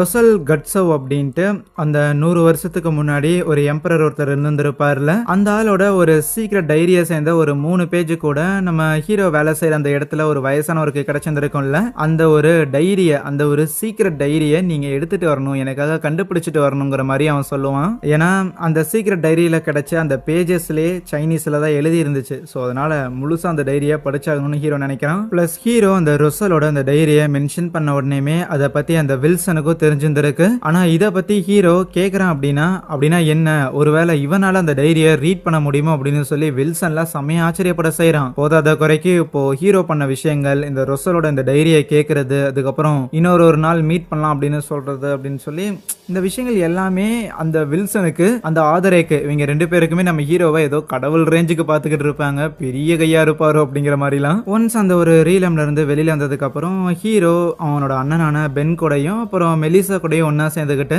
மெலிசாவுக்கு புதுசா சொக்காலாம் வாங்கினதுக்கு அப்புறம் டைரக்டா செலினா அப்படிங்கிற ஒரு பொண்ணோட பர்த்டே ஃபங்க்ஷனுக்காக போயிருந்திருப்பாங்க. ஏற்கனவே மெலிசா சொல்லியிருந்திருப்பால தன்னோட ஃப்ரெண்டோட பர்த்டே ஃபங்க்ஷன் ஒன்று இருக்குதுன்னு, ஸோ அதை அட்டன் பண்றதுக்காக தான் வந்திருக்காங்களா. அப்போ உங்க வீட்டுக்குள்ள இருந்து அந்த செலினாவோட இன்னொரு ஃப்ரெண்ட் ஒருத்தி வெளியில வருவா. அவ பேர் எலிசபெத்தா இருக்கும். ஆனா அந்த ஒரு எலிசபெத் அப்படிங்கிற அந்த ஒரு பொண்ணு அவளை ஹீரோவுக்கு ஏற்கனவே தெரியும். ஏன்னா ஹீரோ இந்த ஜோசியம் பாக்குற மாதிரியான ஒரு கிளப்ல இப்போ ரீசெண்டா சேர்ந்துருப்பான்ல, அந்த இடத்துல அந்த பொண்ணு அவன் பார்த்துருப்பான். பிளஸ் அந்த பொண்ணுக்கு ஹீரோ கிட்ட சியர் அப்படிங்கிற ஒரு எபிலிட்டி இருக்குதுங்கிறதுமே அவளுக்கு ஏற்கனவே தெரியும். ஆனா இப்போதைக்கு அந்த ஃபங்க்ஷன்ல ஹீரோ சாப்பிடலாம் அப்படின்னு போயிருந்திருக்கேன். அந்த பொண்ணு கிட்ட வந்துட்டு பரவாயில்லையே, நீங்க மெலிசாவோட அண்ணனா இருப்பீங்க அப்படின்னு நான் எதிர்பார்க்கவே இல்லை, ஆனா கவலைப்படாதீங்க, உங்ககிட்ட இந்த சியர் அப்படிங்கிற எபிலிட்டி இருக்குதுங்கிறத நான் கண்டிப்பா அவகிட்ட சொல்ல மாட்டேன், நீங்களும் சொல்லலன்னு தான் நான் நினைக்கிறேன் அப்படிங்கிற மாதிரி பேசிட்டு போவா. ஆனா அதுக்கப்புறம் ஆல்மோஸ்ட் அன்னைக்கு ஈவினிங் ஆயிடும். அந்த ஃபங்க்ஷன்லாம் முடிஞ்சு எல்லாரும் போயிருந்திருப்பாங்க போல. இப்போ அந்த செலினாவோட வீட்டுல செலினா, நம்ம மெலிசா, அதுக்கப்புறம் எலிசபெத்னு சொல்லி இவங்க 3 பேருமே செலினாவுக்கு நிறைய பரிசு பொருட்கள்லாம் வந்திருக்கும் பர்த்டேங்கிற காரணத்தால. அதனால என்னென்ன வந்துச்சு நீக்கி பார்த்துட்டு இருப்பாங்களா. அப்படி இவங்களுக்கு வின்சென்ட் அப்படிங்கிற ஒரு நபர்கிட்ட இருந்து ஒரு மாய கண்ணாடிங்கிறது ஒரு பரிசா வந்திருக்கும். அந்த வின்சென்ட் யாருன்னா அதான் ஒரு 4-5 சீனுக்கு முன்னாடி ஆரக்கல் அப்படிங்கிற ஒரு நபர்கிட்ட இருந்து ப்ளீஸ் என்ன மன்னிச்சிடு, நான் கண்டிப்பா ஹீரோவை போட்டு தள்ளுறேன், அந்த கிளென்னை போட்டு தள்ளுறேங்கிற மாதிரிலாம் ஹீரோவோட போட்டோவை சவுத்துல ஒட்டி வச்சிருந்திருப்பான்ல, அவன் தான். ஸோ இது ஒரு மாய கண்ணாடினா இது மூலமா நம்மளால எதிர்காலத்தை பார்க்க முடியுமா என்னன்னு அதை டெஸ்ட் பண்றதுக்காக அதை அவங்க யூஸ் பண்ண ஆரம்பிக்கிறாங்களா, ஆக்டிவேட் பண்ண ஆரம்பிக்கிறாங்க. அதுக்காக சில மந்திரங்கள் எல்லாத்தையும் அவங்க சொல்ல ஆரம்பிக்கும் போது நம்ம ஹீரோவால ஏதோ ஒன்று தப்பா இருக்குதுங்கிறத உணர முடியுது. அவனும் கீழே தான் இருப்பான், அந்த வீட்டில் தான் இருப்பான். ஒன்ஸ் செலினா அவ கையில வச்சிருந்திருக்க அந்த ஒரு மாய கண்ணாடியை ஆக்டிவேட் பண்ண உடனேமே அந்த வின்சென்ட் இருக்கிறான்ல, அவனோட ரூம்ல தான் இருப்பான். அவன் ரூம்ல இருக்கிற கண்ணாடியும் வந்து ஆக்டிவேட் ஆன மாதிரி இருக்கும். அந்த வின்சென்ட்டும் கண்ணாடி முன்னாடி வந்து நின்னுக்கிட்டு சீக்கிரவா உன்னை போட்டு தள்ளுறதுக்காக தான்டா நான் இது எல்லா செட்டப்பையும் பண்ணி வச்சிருந்திருக்கேன் அப்படின்னு ஹீரோவை எதிர்பார்த்து அவன் காத்திருந்திருப்பானா. அதுவே அந்த பொண்ணுங்க சும்மா அந்த மாய கண்ணாடியை வச்சுட்டு எங்களுக்கு எப்ப கல்யாணம் நடக்கும், எங்களை கூட்டிட்டு போறதுக்காக எப்ப இளவரசர் வருவாருங்கிற மாதிரிலாம் கேள்வி கேட்டுக்கிட்டு இருப்பாங்க. ஹீரோவுக்கு தான் ஏதோ தப்பா இருக்கிற மாதிரி சென்ஸ் ஆயிருந்திருக்கும்ல, அதனால ரூமுக்கு வெளியில வந்து நின்னுக்கிட்டு அவனோட சியர் பவரை யூஸ் பண்ணி பார்த்துட்டு இருப்பானா. அப்ப அந்த கண்ணாடியில ஹீரோ ஒரு பேய் மாதிரியான உருவத்தை பார்த்துருக்கான். அது அந்த வின்சென்டா தான் இருக்கும். ஹீரோமே பயந்து போயிடுவான், பெரிய பிரச்சனைன்னு அவனுக்கு தெரியுது. ஆகையால் ஸ்மித்தை போய் கூட்டிட்டு வருவோமா அப்படின்னு யோசிக்கிறான். பட் போய் கூட்டிட்டு வரக்குள்ள பொண்ணுங்களுக்கு ஏதாவது ஆயிடுச்சுன்னா என்ன பண்றது, நானே ஏதாவது பண்ண முடியுமா என்னன்னு அவன் யோசிச்சுக்கிட்டு வெளியில தான் இருப்பான். ஆனா அதுவே அந்த ரூம்குள்ள செலினாவை சம்திங் ஏதோ ஒன்னு பொசஸ் பண்ண மாதிரியும் அங்க இருக்கிற எலிசபெத்தையும் மெலிசாவையும் அச்சு போட்டுட்டு அந்த மாய கண்ணாடிங்கிறது அப்படியே செலினாவோட பாடியா மிங்கிள் ஆகுற மாதிரியும் அவளோட பாடி ஒரு மாதிரி வித்தியாசமா டிரான்ஸ்ஃபார்ம்லாம் எடுக்குது. கரெக்டாக உள்ளே வந்த ஹீரோ ஒரு மேஜிக்கல் கார்டு மாதிரி ஒன்று வச்சுருப்பான். அதை பயன்படுத்தி அவளை அதே இடத்துல நகர முடியாத மாதிரி கட்டி வச்சுட்டு அந்த ரூமில் இருக்கிற சில மெழுகுவத்தையெல்லாம் எடுத்து வச்சு சில மேஜிக்லாம் அவன் பெர்ஃபார்ம் பண்ண ஆரம்பிக்கிறான். யாரோ ஒருத்தங்க இங்கேயோ இருந்து இந்த செலினாவை கண்ட்ரோல் பண்ண முயற்சி பண்ணுறாங்க. ஸோ அதை தடுக்க இவனும் ட்ரை பண்ணிக்கிட்டு இருக்க, அவன் தடுக்க ட்ரை பண்ணுறாங்கிறத அந்த வின்சென்ட்டுமே புரிஞ்சுக்கிறான். அதனால அவனும் எக்ஸ்ட்ராவாக மேஜிக்லாம் பயன்படுத்தி ஹீரோவை டேமேஜ் பண்ணிக்கிட்டு இருப்பான். வேற ஒரு இடத்துல இருப்பான், இருந்தாலும் அவன் அங்கே பெர்ஃபார்ம் பண்ணுற மேஜிக்ங்கிறது இங்கே ஹீரோவை அஃபெக்ட் பண்ணுறதை மட்டும் இல்லாம செலினாவுமே ஒரு பெரிய பேய் மாதிரி மாறி ஹீரோவை அங்கிட்ட இங்கிட்ட தூக்கி போட்டு அடிச்சுக்கிட்டு இருப்பாள. ஒரு பாயிண்ட்ல அப்படியே தூக்கி போட ஹீரோவோட கண்ணுங்கிறது பக்கத்துல இருக்கிற ஒரு சோஃபால விழுந்துரும். நல்லா வாகா மாட்டிக்கிட்டான். அப்படியே அவனை பிடிச்சு அமுக்கி அதே இடத்துல அவனை சாகடிக்கிறதுக்காக முயற்சி பண்ணுவாங்க. நீதான் உன்னதான் வந்து நாங்க தியாகம் பண்ண போறோங்கிற மாதிரி சொல்லிக்கிட்டே சாகடிக்க ட்ரை பண்ண ஆல்மோஸ்ட் ஹீரோ அன்கான்சியஸ் ஆயிடுறான். ஆனா அப்ப அவனை திருப்பியுமே கான்சியஸுக்கு கொண்டு வர விதமா அந்த ஆதிரைங்கிற பொண்ணு இருக்கிறாள், அவ சும்மா நைட்டு தூங்க போறதுக்கு முன்னாடி ஹீரோ அந்த ரீலம்ல ஆதிரே கிட்டையும் வில்சன் கிட்டையும் பேசும்போது உங்களுக்கு ஏதாவது தேவை அப்படின்னா நான் சொல்றேன் இந்த ஒரு மந்திரத்தை உச்சரிச்சுட்டு அதுக்கப்புறம் அதை பத்தி வேண்டுங்க அப்படின்னு சும்மா அவன் பாட்டுக்கு இஷ்டத்துக்கு ஒன்னு சொல்லி வச்சிருந்திருப்பான். ஆனா இப்போ ஆதிரே அதே மந்திரத்தை உச்சரிச்சுட்டு நான் நல்லா தூங்கணுங்கிற மாதிரி வேண்டியிருந்திருப்பாளா. அவ உச்சரிச்ச அந்த மந்திரங்கிறது ஹீரோவை கான்சியஸுக்கு திருப்பி கொண்டு வருது. அதுவே அந்த வின்சென்ட்டுக்கும் என்னடா நடக்குதுன்னு தெரியல, இவ்வளவு போற யூஸ் பண்ணியுமே அவனை கொல்ல முடியலையே, இன்னும் எக்ஸ்ட்ராவா அவனை ஏதாவது ஒன்னு பண்ணிதான் ஆகணும்னு அவனோட கையையே அவன் பிச்சு போட்டுட்டு அந்த ஒரு ரிச்சுவல் அவன் தொடர்ந்து கன்டினியூ பண்ண ஆரம்பிக்க இங்க செலினாவோட பாடியில அப்படியே கம்ப்ளீட்டா ஒரு மாதிரி மாறிட்டு ஆல்மோஸ்ட் ஏதோ பேய் மாதிரி பின்னாடி அட்டாக் பண்றதுக்காக வந்திருப்பான். ஆனா கரெக்டான நேரத்துல ஹீரோ மந்திரத்தை எல்லாத்தையும் பெர்ஃபெக்ட்டா முடிச்சு அந்த இடத்துல அந்த செலினாவோட பாடியில இருந்த அந்த ஒரு பவர்ஸ், அந்த ஒரு டார்க் பவர்ஸ் எல்லாத்தையுமே வெளியில எடுத்தாடுறான். கையோட செலினாவோட உடம்புக்குள்ள போன அந்த கண்ணாடி இருக்குதுல்ல, அந்த மாய கண்ணாடி, அதுவும் கீழே வர கண்ணை வச்சு அதை காலி பண்றானா. ஒன்ஸ் அந்த கண்ணாடியை உடஞ்சோன்னுமே எல்லாமே நார்மல் ஆயிடுச்சு. ஹீரோவுக்கும் தன்னோட தங்கச்சிக்கு எதுவும் ஆகல அப்படின்னு அவளை போய் அப்படியே எடுத்து வச்சு பார்த்துட்டு இருப்பான். ஆனா அது மட்டும் இல்லாம ஹீரோ ஒன்னும் அவ்வளவு கான்பிடண்டா இருந்திருக்க மாட்டான். தன்னால இதை பண்ண முடியும் அப்படின்னு அவன் நினைச்சிருந்திருக்க மாட்டான். பட் இருந்தாலும் எப்படியோ மேனேஜ் பண்ணி காப்பாத்திட்டோம் அப்படிங்கிற ஒரு பெரிய ரிலீஃப்ங்கிறது இருக்க தான் செய்யுது. ஆனா அதுவே இங்க அந்த வின்சென்ட்டுக்கு எல்லாமே ஸ்பாயில் ஆயிடுச்சுல, பயங்கரமா பேனிக் ஆக ஆரம்பிச்சிருவான். ஆஹா, என்னால ஹீரோவை எதுவும் பண்ண முடியலையே, அப்ப அவங்க இது வருவாங்களா அப்படின்னு இவன் பயப்படும் போது அப்ப கரெக்டா கதவை நீக்கிட்டு அந்த அரோரா ஆர்டர் அப்படின்னு ஒன்னு இருந்துச்சுல, அந்த ஒரு ஆர்கனைசேஷன் வந்து எவனோ ஒருத்தன் வந்திருக்கான் போல. அவன் பேரு மிஸ்டர் எக்ஸ். ஆமா, அந்த மிஸ்டர் எக்ஸ் நீ இன்கேப்பபிளா இருக்கிறடான்னு வின்சென்ட்டை அதே இடத்துல மட்ட பண்ண. அதுக்கப்புறம் அந்த வின்சென்ட்டோட வீட்டுக்கு நம்ம ஹீரோ ஸ்மித்தை கூட்டிட்டு வந்திருப்பான். ஏன்னா செலினாவுக்கு யார் அந்த கண்ணாடியை கிஃப்ட் பண்ணது அப்படின்னு ஹீரோ விசாரிச்சுட்டு இந்த வின்சென்ட்ங்கிற நபர் தான் கொடுத்தான் அப்படின்னு அந்த வின்சென்ட்டை தேடி இவங்க வந்திருக்காங்களா. வந்த இடத்துல அவன் ஆல்ரெடி இறந்து போயிருக்கான். அங்க சிதறி கிடக்கிற சில கண்ணாடி துண்டுகள், ஃப்ரேம் இதெல்லாம் வச்சு பார்க்கும்போது ஓகே, இவன் தான் இது எல்லாத்துக்கும் பின்னாடியில இருக்கிறான் அப்படிங்கறது கன்ஃபார்ம் ஆகுது. ஆனா அப்போ இது எல்லாத்தையும் பார்த்துட்டு இருந்த ஸ்மித்துக்கு திடீர்னு ஏதோ ஒரு இடத்துக்கு போய் நிக்கிற மாதிரியும் அங்க ஒரு மிகப்பெரிய என்டிட்டி அப்படியே தலையில தொங்கிட்டு இருக்கிற மாதிரியும் தெரிய அங்கே இந்த ஒரு எபிசோடையும் முடிக்கிறாங்க. எனிவேஸ் மக்களே, இந்த வீடியோவில் நான் ஒரு சில எபிசோட்ஸ் மட்டும் கவர் பண்ணியிருந்திருக்கேன். லைக் டார்கெட்டை கம்ப்ளீட் பண்ணுங்க. அடுத்த எபிசோட்ஸ் கூடிய சீக்கிரம் போட்டுறேன். எந்த வீடியோவுக்கும் இல்லாமல் ஏன் ஸ்பெசிஃபிக்காக இதுக்கு லைக் டார்கெட் வச்சிருக்க அப்படின்னு நீங்கள் கேட்டீங்கன்னா ரொம்ப சிம்பிள். சீரியஸ்லி இந்த சீரீஸில் ஒவ்வொரு எபிசோடுக்கும் அட்டென்ஷன் டு த டீடைல் அவ்வளவு கொடுக்க வேண்டியதாக இருக்குது. இவ்வளோ எஃபோர்ட் போட்டு வீடியோ சரியாக பெர்ஃபார்ம் பண்ணலைன்னா இவ்வளோ எஃபோர்ட் போடுறதுக்கு நான் ஏதோ ஒரு இசக்காய் சீரீஸ் எடுத்துட்டு வியூஸ் பார்த்துட்டு இருப்பனே அப்படிங்கிற அளவுக்கு எனக்கு தோண ஆரம்பிச்சிடும். அதனால தான் அந்த லைக் டார்கெட்டுங்கிற மேட்ரு. அதை கம்ப்ளீட் பண்ணுங்க. நான் இந்த சீரீஸை முழுசாக முடிக்கிறேன். So thank you.